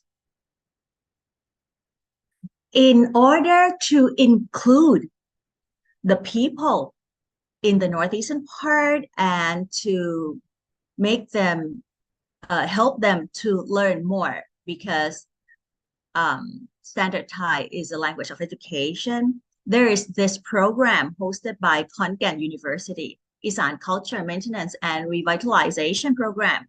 So this is just to maintain and to revitalize the minority language and rekindle the pride of the local culture and the improvement of academic standards in the region, which is the most important. So we believe that if the people there realize that Thailand also acknowledge their language and culture, and it'll be easier for them to join us as part of the Thai community. See, so the purpose is to increase the prestige of Isan. Well, actually, Isan food is already well known internationally, but well, there are lots of things of Isan that has to be promoted. Reverse language shift and cultural decline, and develop educational situation through mother tongue. Well, this could be easy if they're willing to join us, and also if the students can see and the parents can see that we also embrace their language and culture as part of us, and develop a locally based economy. So that is just to make them become richer than what, less poor than what they are now. Activities, they have Isan Day and they have Isan performances, and they're creating multilingual signs. And well, the attempt to create Isan grammar, it could be a challenge because there are actually 14 regional varieties, and they're also coming up with the dictionary, which is quite ambitious.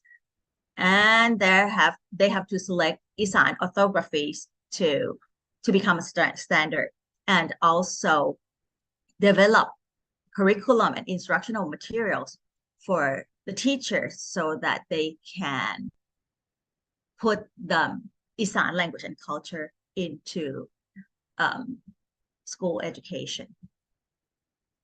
Again, this is the picture showing Isan culture. So this is how Isan is like. And yes, they're a threat economically and politically. So the movement is, well, it's considered an urgent.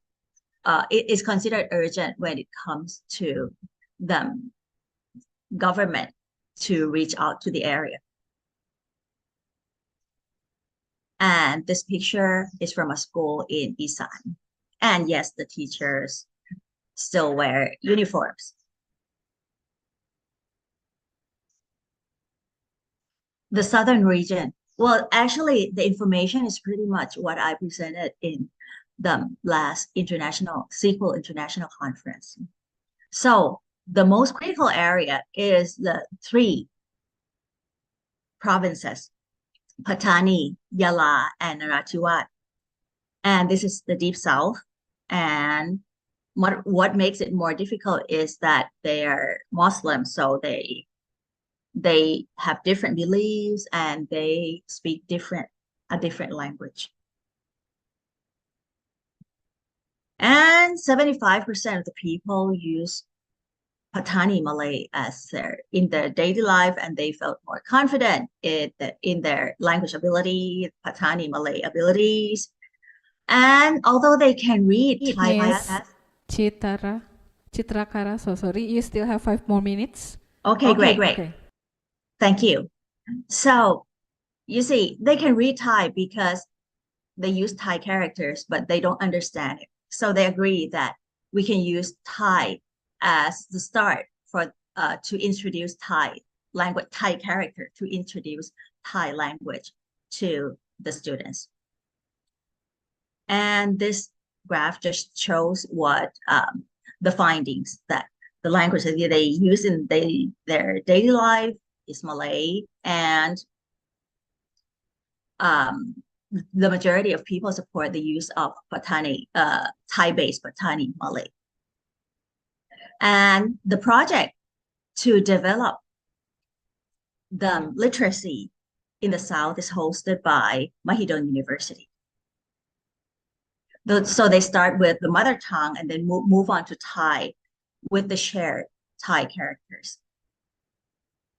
So eventually the students will be introduced to Thai after their kindergarten time. And this is the picture of their classroom with Thai characters written in writing, and the words are Patani Malay.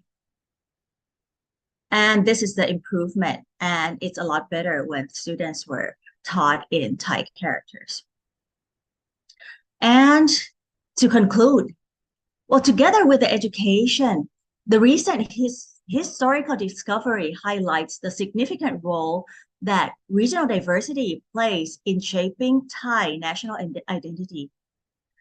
As this understanding spreads, there's a growing belief that by celebrating and embracing regional cultures, the population in each area will feel a stronger sense of belonging to the country. And moreover, when education is accessible and inclusive, it reinforces the sense of inclusion, ensuring that no region feels neglected by the government. And in essence, fostering regional pride and investing in education go hand in hand, and creating more cohesive and united Thailand. And in being able to educate people, and if people are well educated, it leads to all of these goals: economic growth, workforce development, and social cohesion, and finally unite the country and lead to global education. So that's all for my presentation, and these are the references. Thank you. Thank you very much, Ms. Nirada Chitrakara, PhD. Please stay with us for the question and answer session, which will be held later on.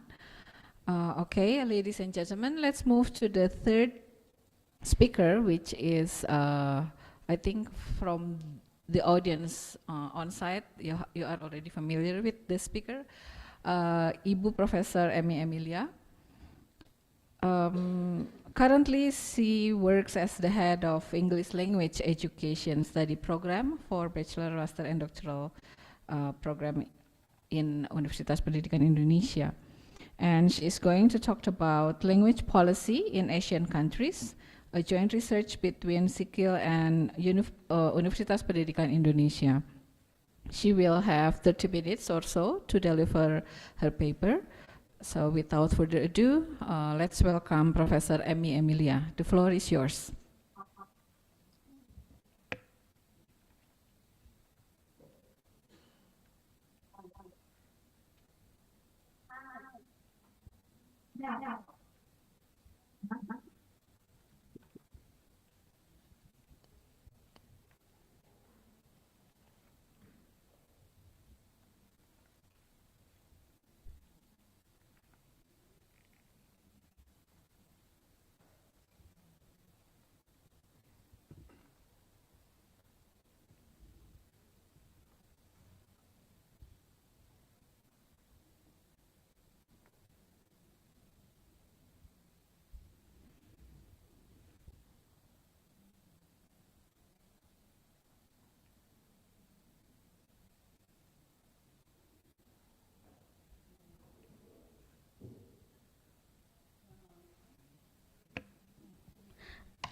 Assalamualaikum warahmatullahi wabarakatuh. Selamat pagi Bapak Ibu semua. Good morning ladies and gentlemen.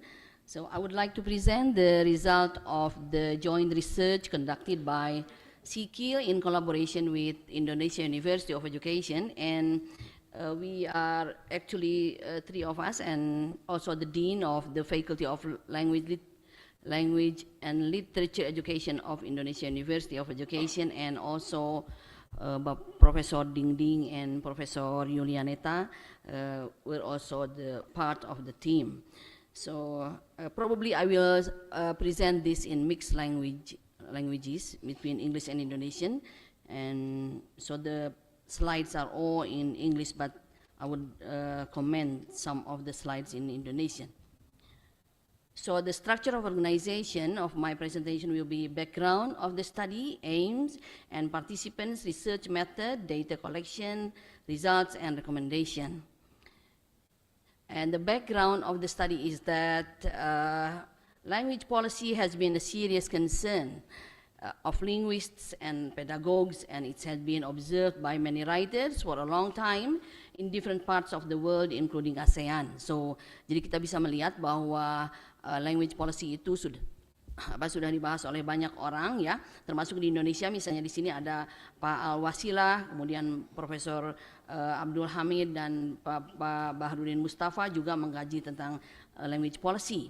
So there has been a lot of research on language policy. However, research on language policy involving all ASEAN countries yang melibatkan semua negara ASEAN itu masih to the best knowledge of the researchers is still limited or probably has not existed. Jadi belum ada ya. Jadi kajian tentang language policy di negara-negara ASEAN. Dan itu nanti akan terlihat dari hasilnya. Kemudian nih, aims of the study to identify language policy in ASEAN countries and in all ASEAN countries. Jadi itu melibatkan semua negara ASEAN, including local language, national language, foreign language education. Jadi semua negara-negara di ASEAN itu mempunyai local language. Kemudian to identify the foreign languages the youth of ASEAN are interested in atau are interested to learn. Jadi mengidentifikasi bahasa apa saja sih bahasa asing yang ingin dipelajari oleh anak-anak muda di ASEAN. Jadi anak-anak muda di ASEAN itu ingin belajar apa. Nah, penelitian ini dari tahun 2021 sampai 2022 bahkan sampai sekarang juga masih ya, jadi 2023. Dan partisipannya terdiri atas dua kategori, yaitu para experts of language education and foreign language education from all countries, from all ASEAN countries except for Singapore. Karena dari Singapura itu waktu itu tidak hadir ya. Dan tidak ada perwakilan dari Singapura. Jadi data dari Singapura itu diambil dari literature search, dari hasil dokumen analisis. Kemudian pemuda yang berusia 15 sampai 25 tahun sebanyak 4.219 di seluruh negara ASEAN.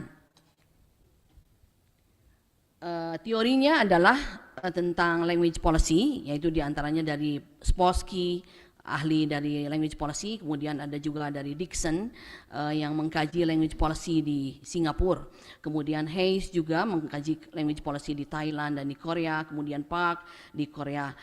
Kemudian teori itu mengatakan bahwa language policy is all about choices, jadi bahwa kebijakan bahasa itu merupakan pilihan.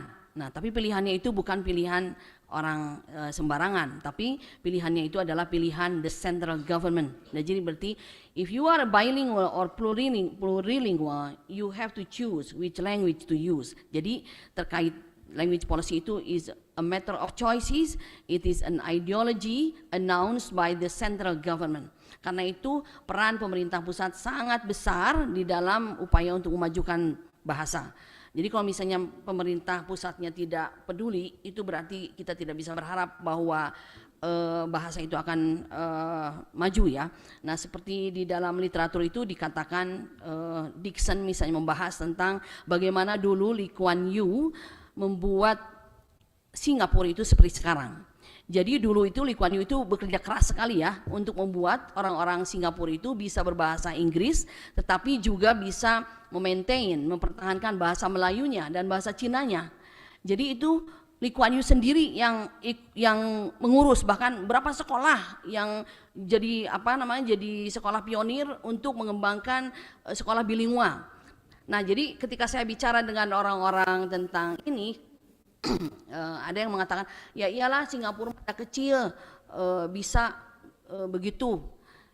Tapi kalau kita balik mikirnya, Singapura wae anu kecil ku kepala negara, betul tidak? Apalagi kita jadi yang besar. Jadi kepala negara itu sangat penting peranannya. Jadi di kita kelihatannya bahasa belum menjadi isu yang besar di negara kita mah.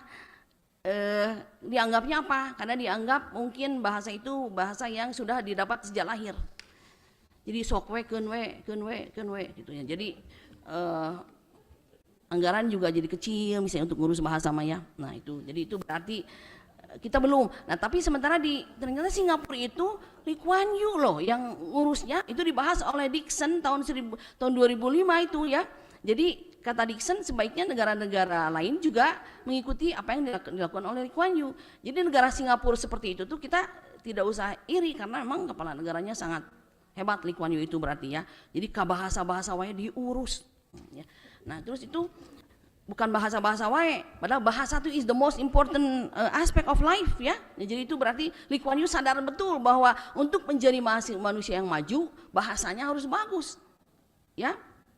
Jadi karena however kata teori tentang academic text misalnya, however excellent ya, the theory is if it is not expressed in an appropriate language, it will not prevail. Jadi teori-teori itu yang berkembang itu kenapa bisa maju itu karena bahasanya bagus. Jadi dibahasakan dengan bahasa yang bagus. Nah, jadi Lee Kuan Yew sadar betul itu. Kemudian language policy including foreign language policy is announced as a central government policy. Jadi language policy itu is a matter of government policy. Jadi kalau kita misalnya sekelompok orang terus ingin bla bla bla, ingin mengembangkan itu nggak akan jalan, tidak akan bisa sukses karena itu harus pada tataran government, central government ya. Nah kemudian di sini seperti dikatakan tadi bahwa a case in Singapore itu bisa menjadi model of language development ya. Kemudian research method adalah survey. So the data collection is a questionnaire distributed to all participants involved. The participation was voluntary actually, and they were all asked by the Semio Kitab to be the participants of this research. So the questionnaire consisted of questions to do with local and national language policy, foreign language education policy, the status of local, national and foreign languages, existence of law on language and the languages the youths are interested to learn. And the data analysis was conducted qualitatively, and all the data were analyzed in thematic analysis.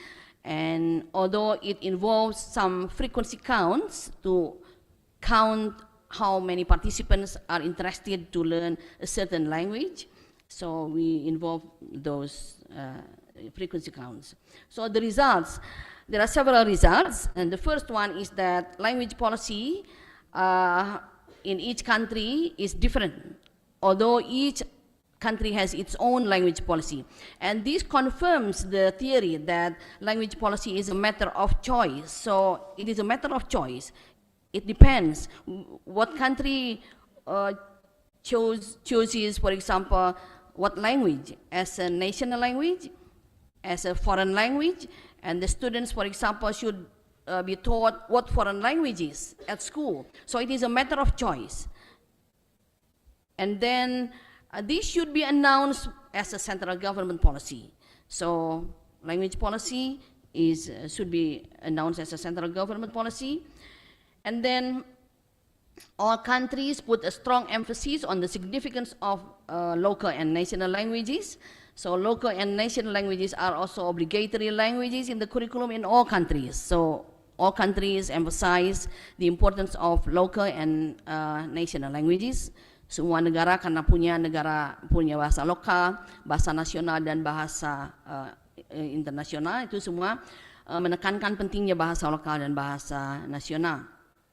Kemudian para peserta pemuda yang berpartisipasi dalam penelitian ini juga menekankan posisi penting antara bahasa lokal, bahasa nasional, dan juga bahasa bahasa asing.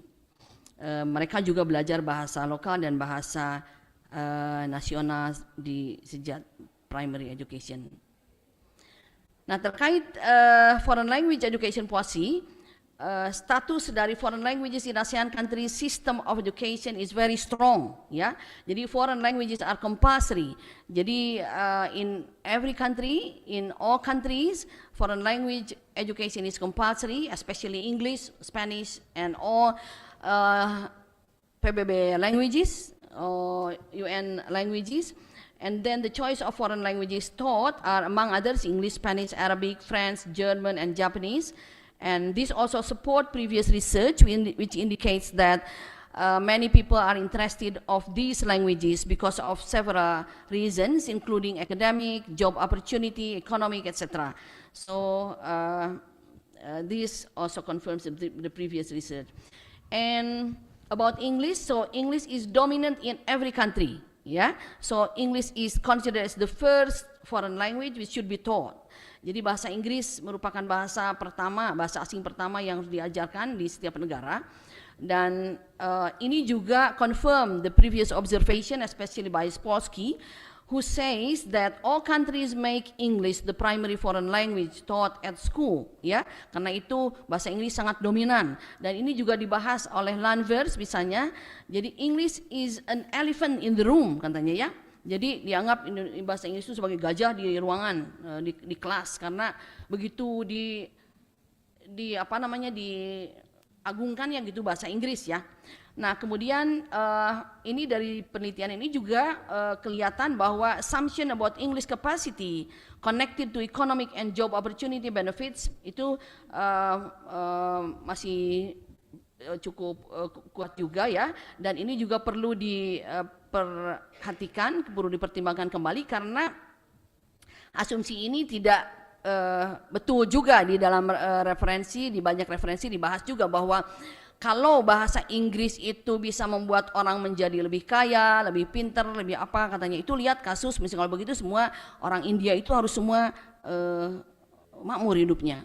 Terus di Australia juga misalnya harus semuanya makmur, ya. Nah, itu berarti jadi anggapan bahwa bahasa Inggris itu bisa is connected to economic and aspek, itu berarti bisa perlu dikaji kembali. Nah, kemudian ini juga ada second language acquisition assumption, itu dari policy yang dibuat oleh masing-masing negara. Itu kelihatan sekali bahwa the assumption about language acquisition or second language acquisition, that the earlier the better in learning a foreign language, seems to be upheld and is still very strong. Ya, foreign language is offered since primary school. Nah, jadi anggapan bahwa belajar bahasa asing teh dari awal sedini mungkin. Padahal itu ternyata banyak juga hasil penelitian yang menunjukkan bahwa ada hal yang kontradiktif dengan asumsi ini. Jadi di kita makanya anak baru lahir langsung 1, 2, 3, halo, good morning. Nah, ya padahal bahasa Indonesianya sendiri belum. Jadi dampaknya apa? Bahasa Sundana lieur, bahasa Indonesianya pabaliut, bahasa Inggrisnya juga riweuh. Nah, jadi berarti, itu jadi kita harus melihat lagi nih asumsi para orang tua, terutama orang tua yang masih muda yang punya anak kecil, itu jangan dulu mengajarkan bahasa Inggris ketika dia kecil. Dia harus bagus dulu nih. Learning a foreign language should be done after the students are good at their mother tongue literacy. Nah, jadi kalau mother tongue literacy sudah kuat baru, ya. Nah, jadi jangan halo good morning. Itu jadi itu berarti wilujeng enjing dan sebagainya, karena ketika di dalam kandungan juga dia akan mendengar bahasa ibunya. Jadi bukan kecuali kalau ibunya dari ketika dia mengandung juga sudah bicara bahasa Inggris terus dengan suaminya, dengan semua, ya. Nah, jadi di kita tidak nih. Jadi ada contradiction. Jadi banyak sekarang Bapak Ibu yang jadi jangan bangga kalau anak kecil 2 tahun belum bisa baca sudah good morning tapi nanti bahasa Sundanya tidak bisa, ya. Oke. Nah, jadi age is not the only determinant of the success of learning a foreign language. Jadi kita juga tidak bisa menganggap saya mau sudah tua jadi tidak bisa belajar bahasa asing teh. Tidak bisa. Jadi adults learners have the potential to be successful in learning a foreign language. Jadi kalau kita ingin belajar bahasa asing, kita juga sekarang walaupun sudah adults mari kita belajar bahasa asing. Oke. Nah, jadi ini law on language, all countries have a law on language and language education, strong legal backing. Jadi berarti itu semua pengajaran bahasa atau language policy itu semua negara itu punya law dalam bahasa terkait bahasa ya. Nah, kemudian experts and authorities, nah terkait ASEAN language taught. Jadi terkait bahasa ASEAN yang diajarkan, ketika ditanya para ahli dari ASEAN itu mengatakan tidak ada bahasa ASEAN yang diajarkan. Nah, ketika saya melihat data ini, saya teh kaget ya. Nah, kamarana wae orang ASEAN teh. Nah, jadi tidak belajar bahasa ASEAN ya. Nah, terus sementara bahasa Indonesia itu kan sudah diajarkan sebenarnya di negara-negara ASEAN itu. Kita Kemdikbud sudah mengirim guru ke negara-negara ASEAN. Saya sengaja berbicara bahasa Indonesia mungkin supaya kita ini bicaranya untuk ini, untuk kita kalau ini. Nah, jadi itu berarti karena jadi belajar di ASEAN sudah banyak yang dikirim ke negara ASEAN kan. So Indonesian has been taught in ASEAN countries actually, in some schools, in some non-formal institutions ya, especially in the embassy of Indonesia in different countries. Tetapi itu tidak dikenali ternyata oleh para ahli itu. Jadi mereka tidak tahu. Nah, kenapa Bapak Ibu? Alasannya ada yang tahu? Nah, ini kenapa?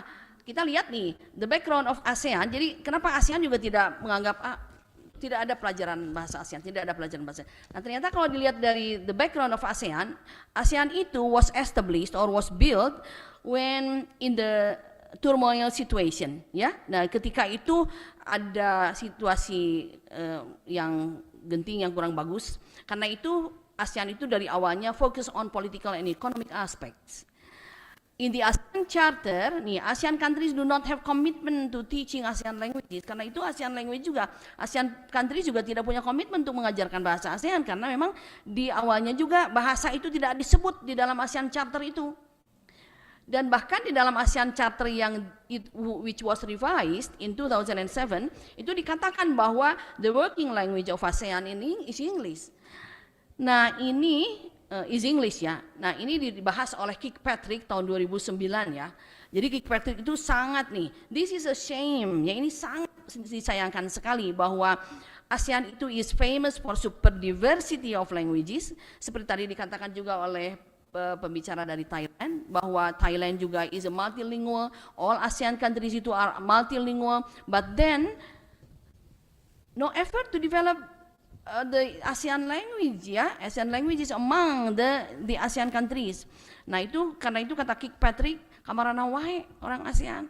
Nah, gitu ya. Dibahas di teksnya itu. Jadi saya juga ketika membaca artikel itu sedih sekali ya. Jadi ketika saya melihat data ini, aduh kok pada tidak tahu ya tentang pengajaran ASEAN. Jadi kenapa? Jadi saya baca ternyata di komentarnya seperti itu ya. Jadi itu berarti kita harus berupaya untuk mengembangkan bahasa-bahasa ASEAN.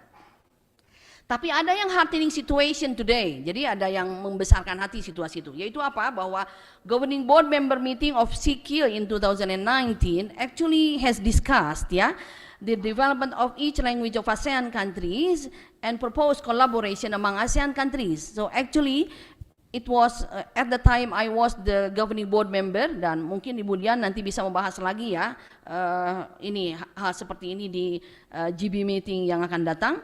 Jadi itu sudah sepakat waktu itu yang hadir di situ bahwa we try to develop each country's national language to be the ASEAN language or to be the ASEAN language, sehingga ASEAN language itu bagus. Seperti Kirkpatrick itu membandingkan, kenapa katanya Uni Eropa itu kan tidak mau bahasanya itu, misalnya ada yang bahasanya yang dilebur atau dikubur ya, semua bahasanya dipertahankan, sehingga kalau misalnya ada satu dokumen itu harus diterjemahkan ke dalam 23 bahasa itu. Nah, jadi kata Kirkpatrick, ari Eropa wae yang penduduknya hanya sedikit-sedikit mempertahankan. Nah, hari ASEAN, cenah gitu si Andy Kirkpatrick teh gitu ya. Jadi kata Andy Kirkpatrick, jadi saya juga tergugah nih ya untuk mengembangkan itu.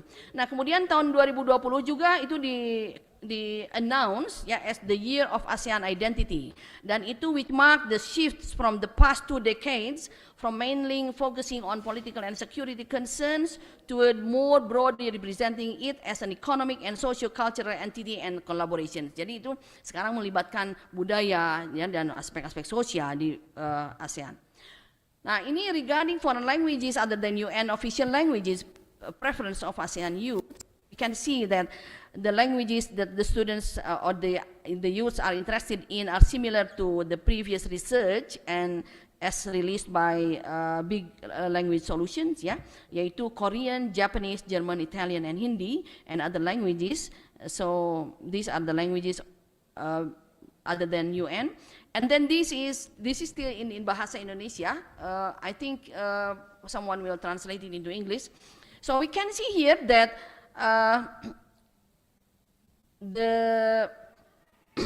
that there are several languages which are chosen by most the participants, which are Thailand. So Thailand is chosen as the first foreign language by 7 countries, by youth from 7 countries. And then Bahasa Indonesia were chosen as the first foreign language of ASEAN by the youth from Singapore, Thailand, and Timor-Leste. And then in other countries, in Vietnam, Bahasa Indonesia is considered as the second language, and then in Malaysia and Myanmar, Bahasa Indonesia is the third, and Bahasa Indonesia in Cambodia and Laos. So the third, the fourth, and the third by the Philippines. So every country actually the youth from every country actually made a choice on learning Bahasa Indonesia. But in these 3 countries, Singapore, Thailand, and Timor-Leste make the first choice. So what does it mean? That Bahasa Indonesia has the potential to be developed in ASEAN countries. And the reasons for learning foreign languages are academic, job opportunity, communication, and travel purposes. So these are all said by the participants. So the recommendations are further study should be conducted to look, to look into language policy comprehensively in ASEAN, the Asian region, and language policy in ASEAN should be established through an intensive collaboration among ASEAN countries, and language policy should enjoy legal backings and be announced at the central government level, and assumption about foreign language learning should be further studied, and efforts should be made to facilitate learning of ASEAN languages for the youth of ASEAN. And the law and language policy in each ASEAN country should also support the preservation of the local languages, the development of the national languages, and the mastery of foreign languages in order to raise the nation's awareness as well as to foster identity. So we need to ensure that the coexistence between local, national, and foreign languages should be enhanced. Jadi tidak ada lagi orang yang juga mungkin rada sensitif kalau orang menggunakan bahasa asing, karena bahasa asing juga perlu. Jadi bahasa lokal, bahasa nasional, dan bahasa asing. Tapi kita juga tidak bisa bahasa asing minded apalagi misalnya bangga dengan bahasa asing tapi wilujeng enjing wae untuk bahasa Sunda misalnya tidak tahu Jadi itu berarti harus kita tahu semuanya, karena ini yang dikatakan oleh Chiato and Kombu, for example. Coexistence of foreign and indigenous languages are indispensable in contemporary societies and in the definition of the present linguistic reality in all ASEAN countries. Jadi sekarang orang itu memang diperlukan untuk bisa menggunakan indigenous language, the national language, and also the foreign language. While national languages shall constitute the core of our natural existence by ensuring cultural rooting, foreign languages shall enable the youth to meet the instructional needs of a global society. So foreign language is also needed for the global society. Dan kemarin juga waktu di Kongres Bahasa Indonesia, diantaranya salah satu rekomendasinya adalah bahwa pengembangan bahasa asing juga harus perlu diperhatikan, harus mendapat perhatian yang lebih, karena memang bahasa kalau dilihat dari undang-undang tentang bahasa juga itu ada trigatra, yaitu mengutamakan bahasa Indonesia, melestarikan bahasa daerah, dan menguasai bahasa asing. Menguasai di sini artinya berarti master, jadi bukan menguasai, dikuasai, jadi artinya memahami, menguasai di situ. Kemudian karena itu berarti itu sesuai juga dengan undang-undang. Jadi yang menyusun undang-undang itu juga sangat cerdas dan sangat pintar dalam mengantisipasi ke depan akan seperti apa ya. Kemudian the identity and values of a community shall be defined in terms of the coexistence of these categories of languages. Jadi identity, values kita juga itu akan ditentukan oleh itu katanya ya. Jadi sekian, terima kasih. Wassalamualaikum warahmatullahi wabarakatuh. Thank you very much, Ibu Professor Emilia, for the presentation and for sharing the result of the research since 2021. Okay, ladies and gentlemen, once again, let's give a very big round of applause for all the presenters. Okay, now it's time for question and answer session. But for the session, I will hand in the session to my colleague, Ibu Yanti Wirza, PhD. Ibu Yanti, the floor is yours.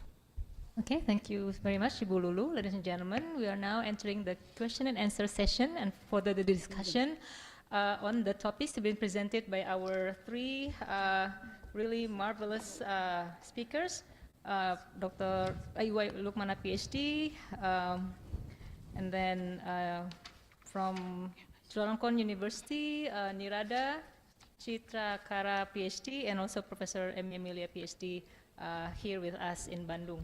So I'm going to ask all of you to fill in who are you online, fill in the form that's already distributed in the chat box to type in your questions. And for the first opportunity, I would like to invite those who are here on site. If you have questions or clarification, could you just raise hand and go to the mic on the side of the room, and so we can hear your question. Go ahead. Do you have one in the center? Could you come over? Okay. Yeah, so we could see. Okay. Do we have Pak Iwa on screen? Maybe later on. Yes, go ahead. Thanks. Okay, thank you very much, Ibu, for the opportunity. I would like to introduce myself first. My name is Lisan. I'm a student from Sundanese Language Education Study Program, Faculty of Language and Literature, Universitas Pendidikan Indonesia. The first question I would like to deliver to Pak Iwa from Badan Bahasa. Actually, it's related to the position of Bahasa Indonesia that should be used as a working language. But then, in several provinces or regions in Indonesia, it's also related to the revitalization program. We also try to use the local language. For example, like in West Java, we try to use Sundanese also for the working language. Then, for Badan Bahasa, for Pak Iwa, how does the Badan Bahasa as the central government respond to this case? The second one is for Madam Nirada from Chulalongkorn University. Does the central government in Thailand also provide any reference or stipulation regarding the policy of each region in Thailand have the right to have regional dialect orients of curriculum, and also related to the teaching material, especially for example like textbook, it also any agreement of what variety of Thai language it use. Anu pabungkas nada widi manui ka Prof Emi kumargi ngangge bahasa Indonesia kantenan leres Prof simkuring sanggem kumargi parantos kantos ogi di Singapura. Tapi yang uniknya itu sendiri adalah kemudian bahasa Melayu sendiri kan menjadi bahasa nasional ketika ada 4 bahasa resmi yang ditetapkan oleh negara, di mana kasusnya menjadi unik. Sebagai contoh, kami menyanyikan lagu kebangsaan Majulah Singapura, tapi kami tidak mengerti apa arti dari lagu kebangsaan kami.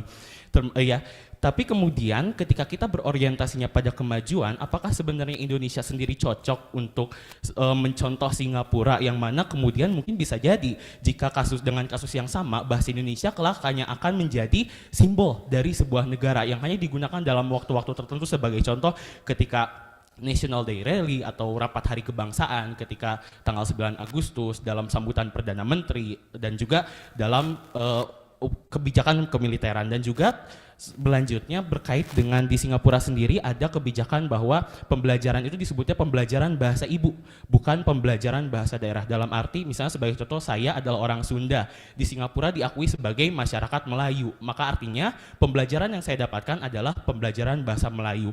Apakah kemudian di Indonesia sendiri akan efektif kiranya kita memberikan pelayanan berupa double ya, jadi ada pembelajaran bahasa daerah dan juga ada pembelajaran bahasa ibu.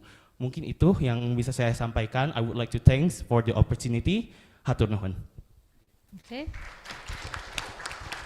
Thank you so much for a very important question from the first questionnaire.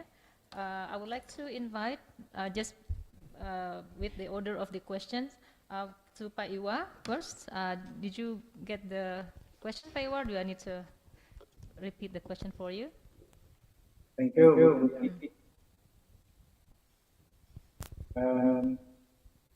Agak echo, kenapa ya? Mungkin. Fine, Pak Iwa, go ahead. Ya, nah sekarang sudah tidak. Mungkin nanti ada yang hidup atau bagaimana. Thank you. I'm sorry I didn't hear your name. Ada namanya tadi? Kang siapa? Lisan.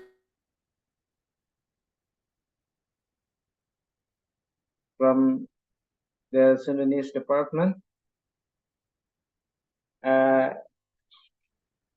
Your question is about the working language, whether it is basically the working language is Bahasa Indonesia, but you also find evidence that Bahasa Daerah or local language is also used as the working language in a particular area. Is that right? The basic rule is that the working language of, especially of the government in Indonesia, is Bahasa Indonesia. But I forgot where to find it, but there is an exception that in certain contexts, bahasa lokal or bahasa daerah or the local language can also be used for the same purpose. What cannot be done is that you use local language as the working language all the time. I think tidak boleh. Jadi in certain cases itu masih dimungkinkan karena there is an exception to the rule, to the regulation. Thank you. I hope it answers your question. Hatur nuhun.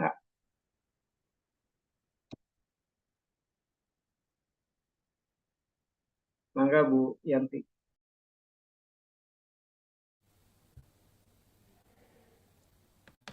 The next response, can we have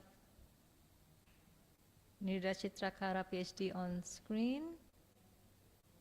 Apakah terlempar atau? Yes. Oh, okay, there you are. Okay. The question. I'm wondering, I doubt if I can cover everything, but if I miss anything, please remind me. Okay, well, as for the language of instruction, it's widely known that it's supposed to be standard dialect. And then, but since the schools have a choice to choose whether they want to involve the regional language and culture in their curriculum or not. So there's another choice, as I told you, that it can be like standard dialect only and the involvement of regional language and culture. For the schools that they can see that they're the ethnic language speaking students in their schools, a lot of students speak ethnic language. They can involve the ethnic language and culture in their curriculum. So, for example, in the case in Chiang Rai that I told you that it's my friend who's teaching English, he said that, well, it's not required, especially in the case of the North in Chiang Rai.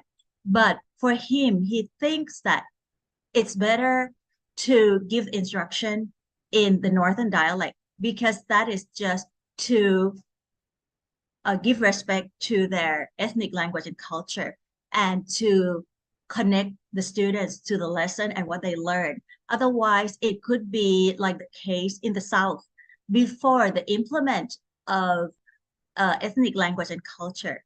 Students could just go to school like going to a foreign country. So this, for the decision to choose the curriculum, the government makes it the decision. Well, it's up to the schools. So for Buriram case, the schools that are near the border, they may choose to add the language and culture, Cambodian language and culture, into their curriculum. And when it comes to the textbook, well, for the South, they have to create, well, the program, the Mahidol University's program, they have to come up with a textbook, which is the outcome of the research in Thai language and culture. In the South, this textbook will have to involve both Thai culture and the Southern culture, and it starts with the Patani Malay with Thai character, and then the textbook moves on to the Thai language. So in that case, the textbooks will have to be customized to each region. And in that case, it's similar to the eastern part where I got the information from my former advisee who lives in Buriram. She said that, well, so now in order to create awareness in their ethnicity, the teaching materials will have to involve the ethnic language and culture, and that will have to be produced locally in the area.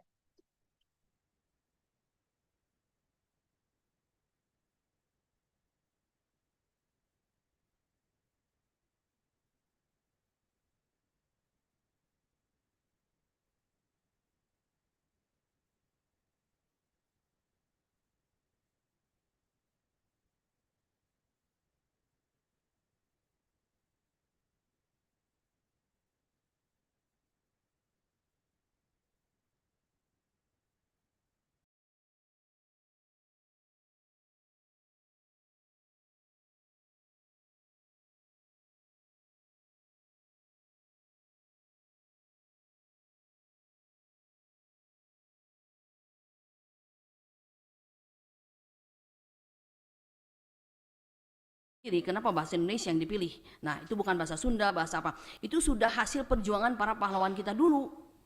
Itu tuh untuk menjadikan bahasa Indonesia itu kalau berdasarkan sejarah ya, saya misalnya saya udah baca dan dengar juga, itu diskusinya juga alot sekali sehingga sampai kepada bahasa Indonesia. Jadi kalau misalnya tidak ada bahasa Indonesia, di Indonesia juga mungkin tidak tahu seperti apa. Nah, jadi bahasa Indonesia itu sebagai anugerah yang sangat besar ya, yang dipandang oleh berbagai negara bahwa negara kita itu punya bahasa Indonesia yang bisa mempersatukan itu.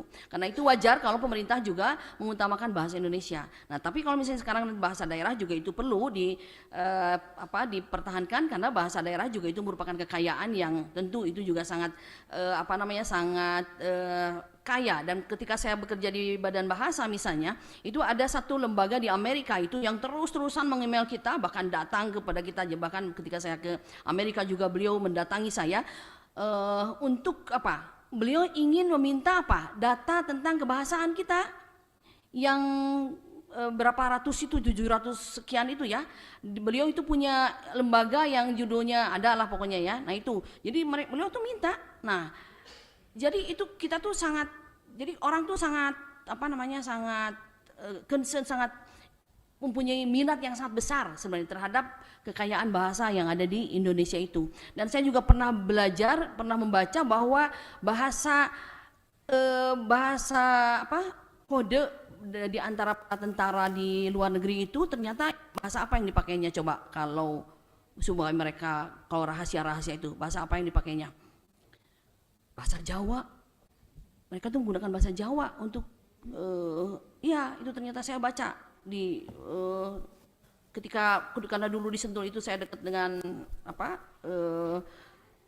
pasukan Garuda dan sebagainya ya, jadi saya sempat baca itu. Kemudian nah itu jadi bahasa-bahasa daerahnya juga perlu. Kemudian bahasa asing juga itu perlu.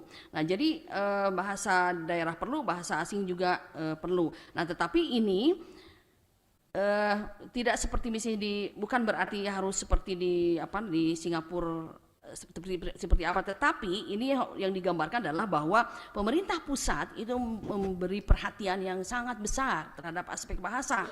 Nah, itu seperti yang dilakukan oleh Lee Kuan Yew. Nah, mungkin kita juga kalau misalnya mendapatkan perhatian yang sangat besar, itu pasti negara kita akan menjadi sangat bagus ya. Jadi orang Indonesia akan sangat pintar bahasanya, karena bahasa itu juga kan menunjukkan kalau language and thought, bahwa bahasa itu merupakan alat berpikir seperti dikatakan oleh Vygotsky, bahwa cara berpikir orang itu bisa dilihat dari bahasanya. Nah, itu sangat penting. Jadi kita itu sebenarnya multilingual itu orang yang karena dia akan cenderung sebenarnya kalau orang sudah multilingual itu akan menjadi lebih cerdas ya. Kenapa? Karena dia akan terus-terusan si otaknya itu berpikir, katanya kalau ngomong dalam bahasa Sunda itu apa, bahasa Indonesia apa, bahasa misalnya Inggris apa, nah itu berarti akan terus-terusan berpikir si otaknya itu, karena itu akan lebih cepat si cara berpikirnya. Jadi multilingual itu jadi sangat penting. Jadi kalau misalnya jadi sangat cocok ya. Jadi dan kita juga sudah punya dasar yaitu undang-undangnya. Jadi kalau kita mengutamakan ketiga bahasa itu juga sangat bagus menurut saya ya.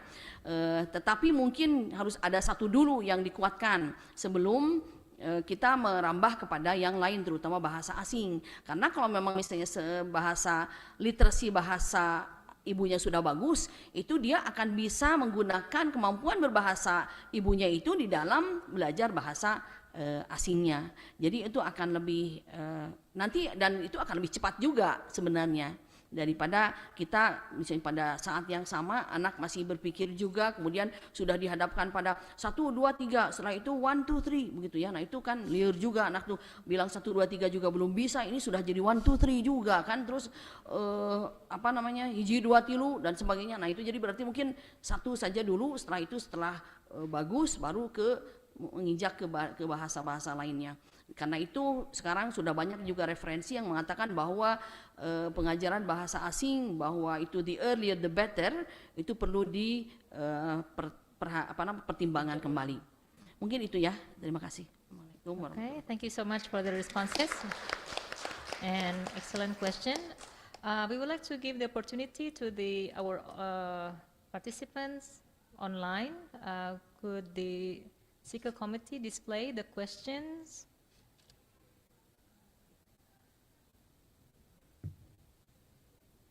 Okay, so we have several questions. Let's see, what's the next question coming? Okay, from Muzaki Bashori to Pak Iwa and Ibu Emi. Yeah, the question is, we can all read here, family should be seen as an important element in maintaining local and national languages. However, the current issue is that many parents come from different ethnic backgrounds. Instead of using local languages at family level, they choose to use national or even international languages. Urbanization has also become another challenge in this era of globalization. What is the ideal or effective way for modern contemporary families to teach local languages?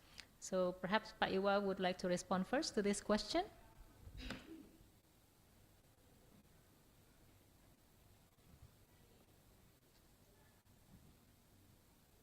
Pak Iwa, you still muted? I'm sorry.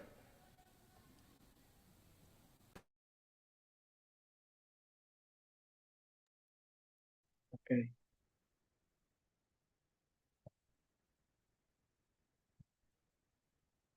Bisa dikebawakan sedikit Bu Yanti? Ketutup.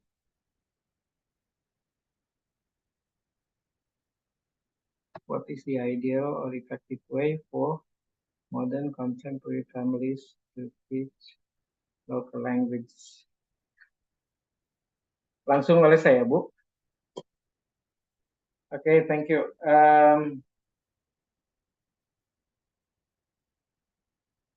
I don't know whether there is an ideal way for contemporary preservation of local languages. I think each family, each region perhaps has its own way, but I can tell one model. It is practiced by one of the linguists. I'm sorry, I forgot the name. She's German, if I'm not mistaken, and the husband was English. And this is what they do. The wife, the mother, speaks German to the babies, to the kids, and the father speaks English also to the kids. So it's like the kid has a separate teacher for separate languages. That's one way of doing that. I think you can do that at home. You keep speaking bahasa local language to your kids, and don't worry about bahasa Indonesia. As long as the kid is going to school, he eventually will be able to speak bahasa Indonesia. That's because bahasa Indonesia is the language of instruction at school. So once again, just speak local language to your kids and don't worry about bahasa Indonesia. Your kid will be able to speak bahasa Indonesia after schooling. Thank you. Terima kasih Bu Yanti. Thank you, Pak Iwa. Oh, oke. Ya, terima kasih. Itu this is also my case ya. My husband is from Kalimantan, from Banjarmasin. So I am Sundanese. But then my children my children grew up in Sundanese environment, so they can speak Sundanese. Jadi jangan terlalu khawatir. Dan kita juga tidak bisa melarang orang untuk jatuh cinta kepada orang selain dengan bahasa yang berbeda ya. Jadi itu berarti itu sudah sangat alamiah dan kita juga tidak perlu terlalu khawatir. Jadi mungkin salah satu caranya adalah bahwa ketika kita menikah dengan misalnya orang Jawa dan Sunda, mungkin tinggalnya either di Jawa atau di Sunda. Jadi mungkin hanya satu yang bahasa yang berkurang pembicaranya. Tetapi bagaimanapun kita akan anak itu akan mendengar ya bahasa-bahasa itu. Jadi sebenarnya akan lebih kaya.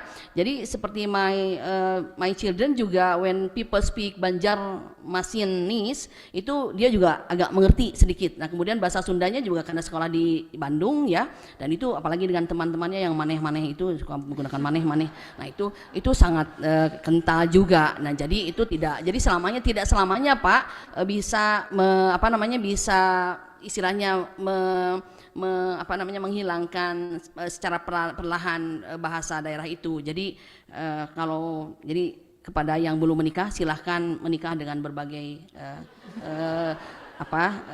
latar belakang dengan orang yang dari berbagai latar belakang. Jadi tidak perlu terlalu dikhawatirkan karena tergantung pada di mana dia tinggal dan juga bergantung pada kita sebagai orang tua. Mungkin kita juga perlu mempertahankan bahasa itu karena ketika di dalam rumah juga di dalam sekolah. Jadi sekolah itu mainkan peranan yang sangat penting. Teman-temannya akan memainkan peranan yang sangat penting dalam mempertahankan bahasa itu. Terima kasih. Okay, that's thank you for the responses, Ibu Emil dan Pak Iwa. The next turn, we're going to give another opportunity for the on-site participant before we go back to the last one and the online participant. Yes, we have Ibu Icha raise hand first. Go ahead.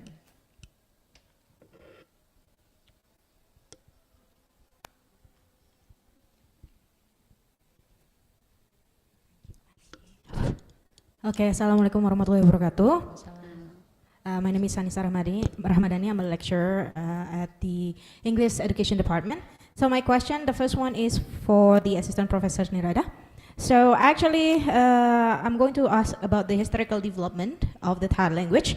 So how has the Thailand's language policy evolved since the country's modernization efforts in the late 19th and the early 20th centuries? And also what influences have driven these changes? And also I have a question about the impact on minority language in Thailand, because you have mentioned earlier And what impact has Thailand's language policy had on the preservation and promotion of minority languages within the country? And also, I have a question for either Bu Emy or Pak Iwa. My question is about the policy challenges and adaptation. So as we know that we have two benchmarks for the Indonesian language policy. So in applying the national language, which is Bahasa Indonesia, we have the EYD, ya, ejaan yang disempurnakan, and also we have KBBI. My question is, what challenges is Indonesia facing in implementing its language policy, and then also especially in the context of modern technology and social media? Ya, seperti kita tahu ya Ibu, Bu, Bapak, kalau zaman sekarang anak-anak itu tidak mengikuti EYD dan juga KBBI, apalagi di social media. And then how is the policy adapting? That's it. Thank you very much. Right, so we go to the first question to Dr. Nerida Chitrakara. Yeah, you may respond. Well, it's echoing again. I don't think it's me. Okay. The historical development. Well, we started speaking standard Thai, as I told you that, well, the government, like my mother's time, made us believe that we're monolingual people, and they just kind of like, this is like, I don't want to say that we were kind of brainwashed, but well, that's what we were taught. That's what we were tested, that, okay, we're one group that came from the southern part of China, and that just to unite Thai people together. But again, the fact is, well, there are lots of people come from different groups, and they already live in the area, and they speak different languages. So does the original intention of imposing the standard dialect, well, it kind of became a threat for the minority language speakers. And well, before the 1990s, it's just that we just want to be internationalized so much that we focus too much on the teaching of English, and we didn't care that, well, the minority, they couldn't even speak Thai. And what caused the change? Well, according to Professor Hubner, it's the economic crisis in 1997.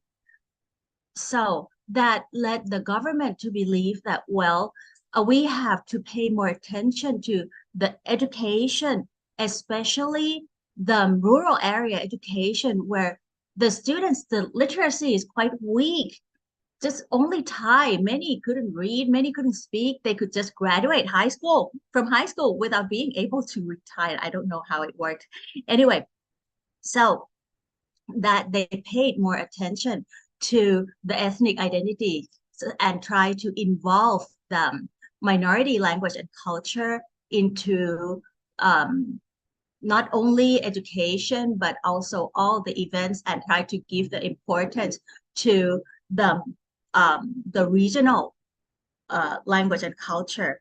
However, in the case of the East, it became a threat. According to a colleague in the eastern part, they're trying hard to preserve their own ethnic identity, because, well, the students, it's like they're like the second generation of speakers that, well, they were trained to not only speak English, but they should speak the standard Thai because of the utilitarian value, right? If they speak standard Thai, they can get a job, they can get a job in the city. And if they can speak English, they can get better jobs.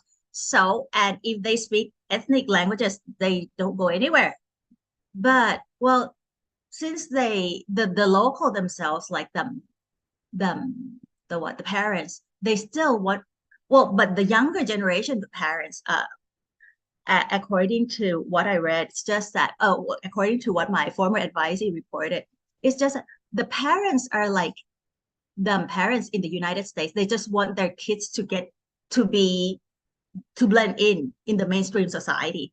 So even the younger generation parents, like the Generation X parents, they speak standard Thai to their kids. So that could be a threat to the local language and culture. And with the development of the online, anything with the westernization. So the people, especially in the East, they're trying hard. But for the Isan, the northeastern part and the southern part, and even the northern part, I think for the northern part, they know how to manage their ethnic identity and their standard identity. Like, for example, the Dean of the Faculty of Arts, he can still speak the northern dialect, but he just doesn't speak to me. So they know how to handle between their own ethnic identity and their mainstream identity just to get into the mainstream society. And for Isan and the southern part, well, they still have difficulty getting into the mainstream society. But for the eastern part, they're under threat when it comes to their own ethnic identity.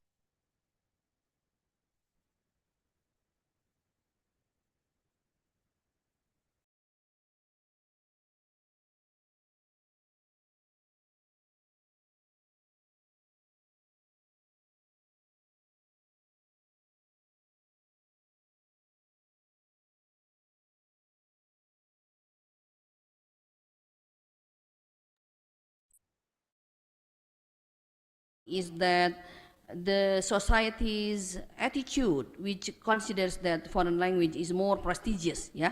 Nah, itu salah satunya. Jadi at the time when Prof. Dadang was the head of the language agency, so we did a lot of things to make the society aware of the importance of Bahasa Indonesia first and then English. So at the time Prof. Dadang wrote a letter to many hotels, many public facilities, schools, yeah. We visited schools to see whether or not they use the Indonesian first. Jadi kita juga mungkin nanti kampus kita jangan menggunakan bahasa Inggris dulu. Jadi Indonesian first and then English, ya. Nah, itu berarti untuk bahasa-bahasa asing lain juga. Nah, itu salah satu tantangan yang cukup berat. Jadi seperti istilah-istilah juga, the terms that are used in public are in English, yeah. Then we had to write to the authority of that institution, for example, that we need to use this term instead of this term in English. Jadi seperti simpang susun semanggi itu hasil dari surat Pak Dadang kepada siapa waktu itu, ya, mungkin Bu Dini ke Pemda, ya. Nah, itu juga seperti istilah-istilah di airport itu, ya, ada kalayang, ada apa, itu tuh hasil dari surat dari Badan Bahasa waktu itu Prof. Dadang sebagai kepala badannya ke Direktur Angkasa Pura, ya. Jadi itu salah satu tantangan besar, ya, dan orang masih menganggap bahwa when we speak a foreign language, people will consider him or herself as someone who is more, more capable, ya. But results of research indicate that, for example, with the managers or high officials in several important companies or institutions in 6 big cities in Indonesia, and when they were asked how often or how long do they speak English, and they said only 1 hour a month maximum. So they sometimes speak only English terms, kata-kata mah silakan saja, sering menggunakan bahasa Inggris. But when they are asked to speak English in the communication, in the formal meeting, for example, they just use English only once a month and then only 1 hour. So they do not use English a lot, actually. So, and therefore, why should they use a lot of English terms and English expressions when they speak, for example, in daily activities? Why don't they just use, for example, Indonesian or Sundanese? But when someone is a multilingual, so the trans language or the code switching will be automatic, and therefore it cannot be avoided to some extent, yeah. But probably when we do it on purpose, so they use English on purpose to show to just show that they can speak English. So this is not what is probably appropriate, what is not appropriate. Yeah, thank you very much. Thank you, Bu Emi. Pak Iwa, do you have anything to add to that?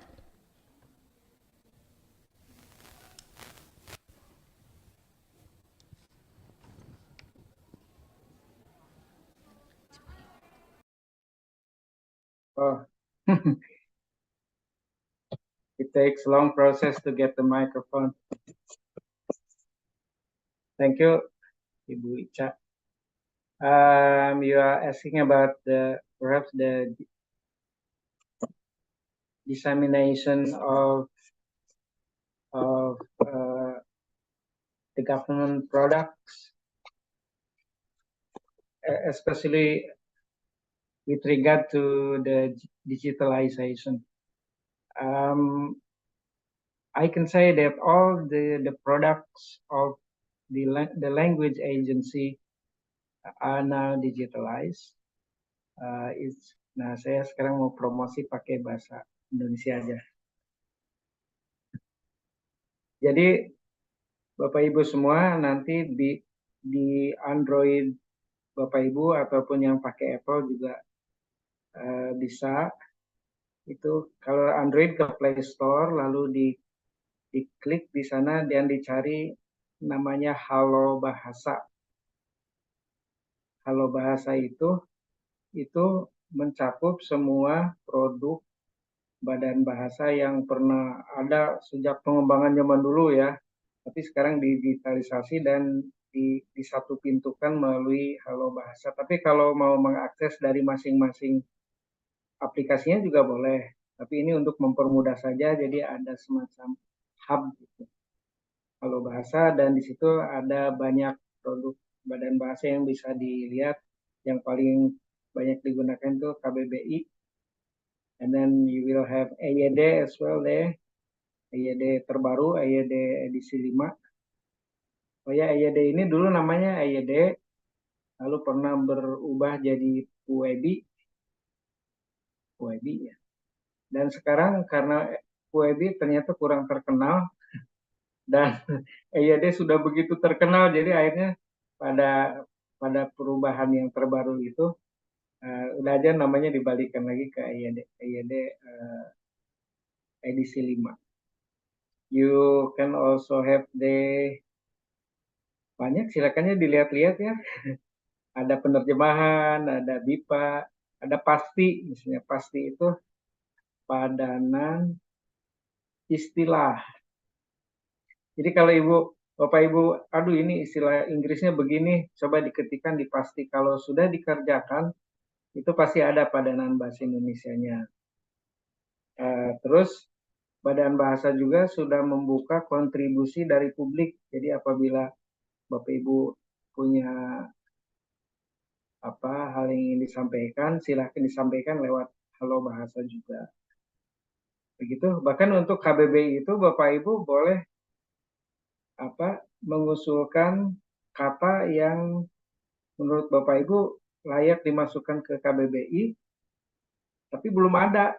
Nah itu buka saja aplikasi KBBI dan di situ ada wadahnya ya, nanti akan dinilai oleh tim ahli, bukan cuma dari Badan Bahasa, tim ahlinya ada komisi, pokoknya ahli-ahli leksikologi. Di situ nanti ahli leksikografi, dan di situ nanti akan menentukan apakah ini layak masuk atau tidak layak. So Ibu, Badan Bahasa wanted to improve public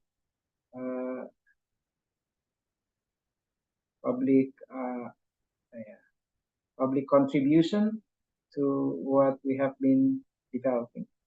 So you are most welcome, and because Badan Bahasa is a non-profit government institution, so all the products are free.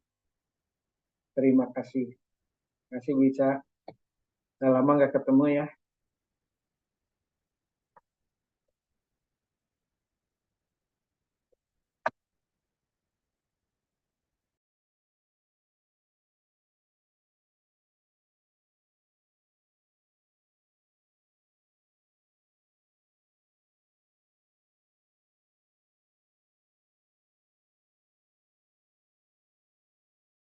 Big round of applause for all of them.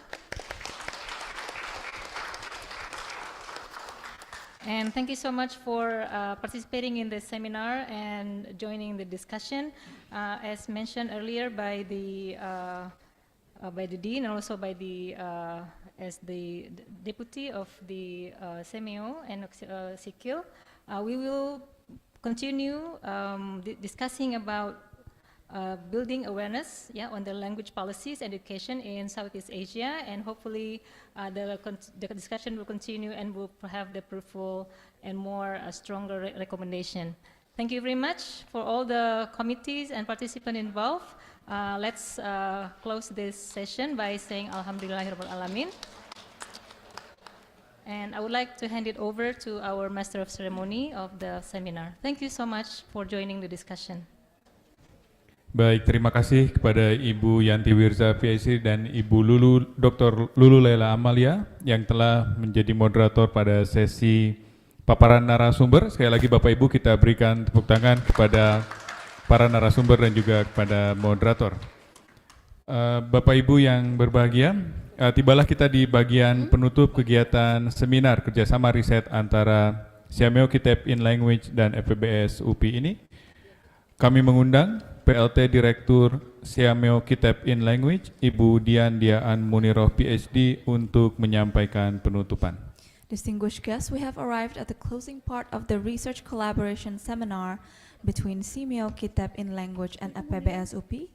We invite Acting Director of Siameo Kitab in Language, Ibu Dian Diaan Muniroh, PhD, to deliver the closing remarks. The time is yours.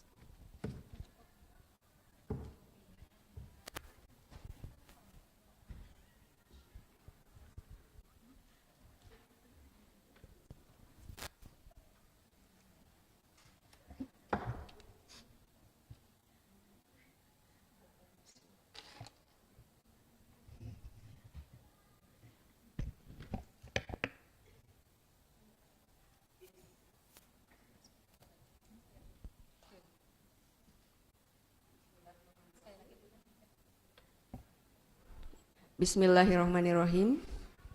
Assalamualaikum warahmatullahi wabarakatuh.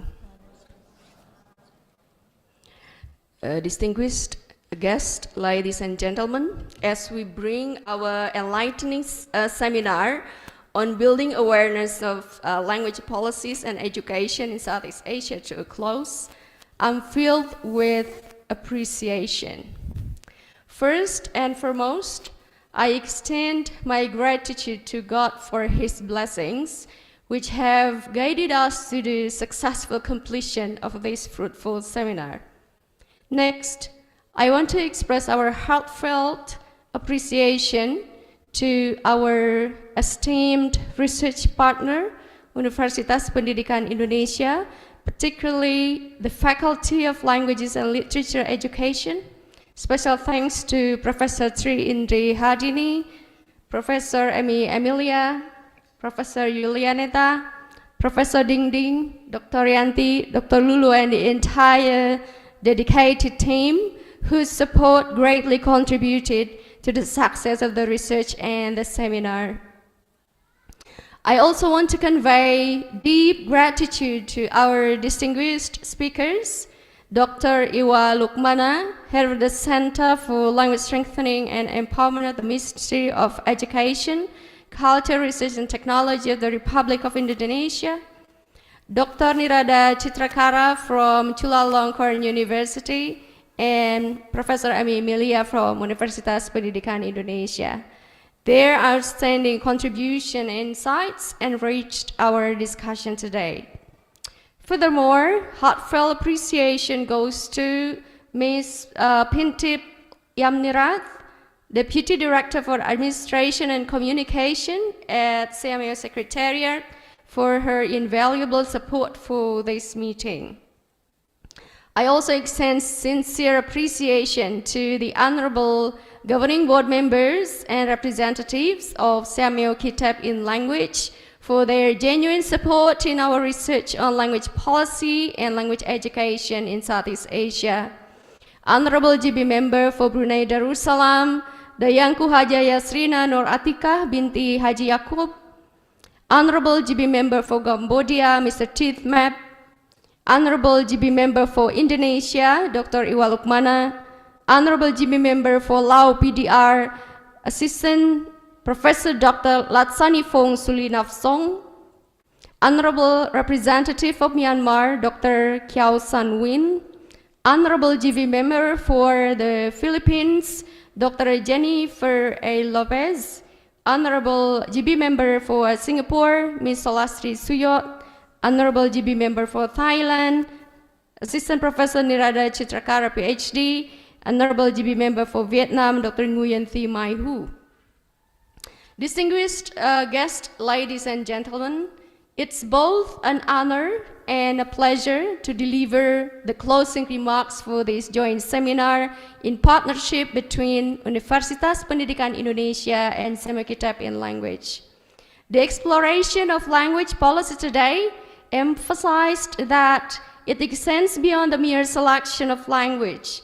It involves nuanced consideration of roles and functions each language plays in the intricate tapestry of our multilingual societies. Southeast Asia, with its abundance of local, official, and foreign languages, underscores the necessity for thoughtful and inclusive language policies that reflect the diversity of our political and cultural landscapes. As we navigate the complexities of language policies, we are reminded that the ASEAN community, with its mosaic of languages, plays a pivotal role in shaping a collective identity. We envision an ideal ASEAN citizen as someone who embraces the richness of linguistic diversity, proficient in one or more official or national languages across our member countries. This seminar serves as a testament to the collaborative spirit propelling progress. The partnership between Universitas Pendidikan Indonesia and Semakitap in Language since 2021 has yielded shared knowledge, cross-cultural understanding, and a platform to address the complex issues surrounding language policies in our region. Looking ahead, let us aspire to Southeast Asia, where language policies not only preserve our linguistic heritage, but also act as bridges connecting us in our shared pursuit of knowledge, understanding, and unity. Ultimately, the success of this seminar owes much to the unwavering dedication and hard work of our exceptional team at Semakitap in Language. So our heartfelt appreciation goes to Deputy Director for Administration, Dr. Misbah Fikrianto, our former Deputy Director for Program, Ms. Esra Nelvi Siagian, our seminar coordinator, Ms. Lila, Ms. Rina, Ms. Ida, and the entire team. So thank you sincerely. In closing, I express gratitude to all your contributions and support, and to the representatives of our sister centers, to the participants here joining us in Bandung, and also online. I saw that some of you are from Algeria, Bangladesh, Cambodia, India, Laos PDR, Myanmar, Philippines, Poland, Saudi Arabia, Thailand, Timor-Leste, United States of America, Vietnam, and of course Indonesia. So we really appreciate that you have invested your time in this seminar. Thank you very much. May our shared journey towards building awareness on language policies and language education in Southeast Asia continue to flourish. My best wishes to you all. Thank you. Assalamualaikum warahmatullahi wabarakatuh. Terima kasih kepada PLT Direktur Semakitap in Language, Ibu Dian Dian Munroh PhD, yang telah menutup kegiatan seminar hari ini. Bapak Ibu yang berada di auditorium serta Bapak Ibu yang bergabung melalui Zoom, sebelum mengakhiri acara, kami dari panitia memohon partisipasi dari Bapak Ibu untuk mengisi lembar evaluasi kegiatan. Bagi Bapak Ibu yang bergabung secara daring melalui Zoom, tautan untuk mengisi lembar evaluasi kegiatan akan diberikan atau akan disampaikan melalui chat box. Sementara bagi Bapak Ibu yang berada di auditorium, di hadapan Bapak Ibu telah ada QR code. Bapak Ibu bisa memindai kode tersebut untuk kemudian tersambung dengan lembar evaluasi kegiatan. Thank you very much, all the distinguished guests. Before we proceed, we'd like to ask all of the participants of the seminar to fill an evaluation form for the seminar, and it is for the online attendees. We provided the link in the Zoom's chat box, and for the on-site attendees, the evaluation form can be retrieved using the QR code as shown in the front. Thank you very much.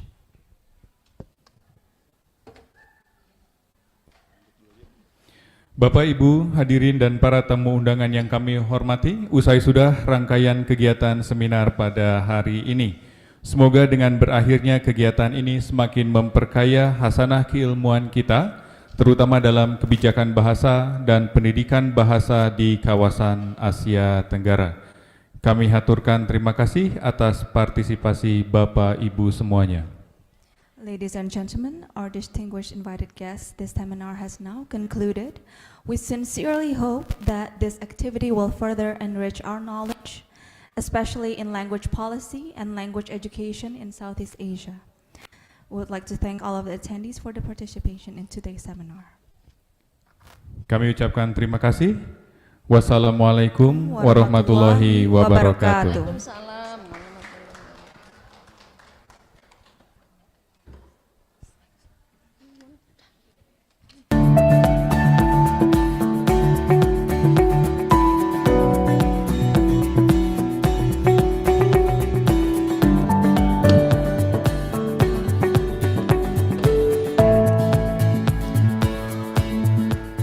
Simeo Kitab in Language is a center created by the Southeast Asian Ministers of Education Organization, established on 13 July 2009.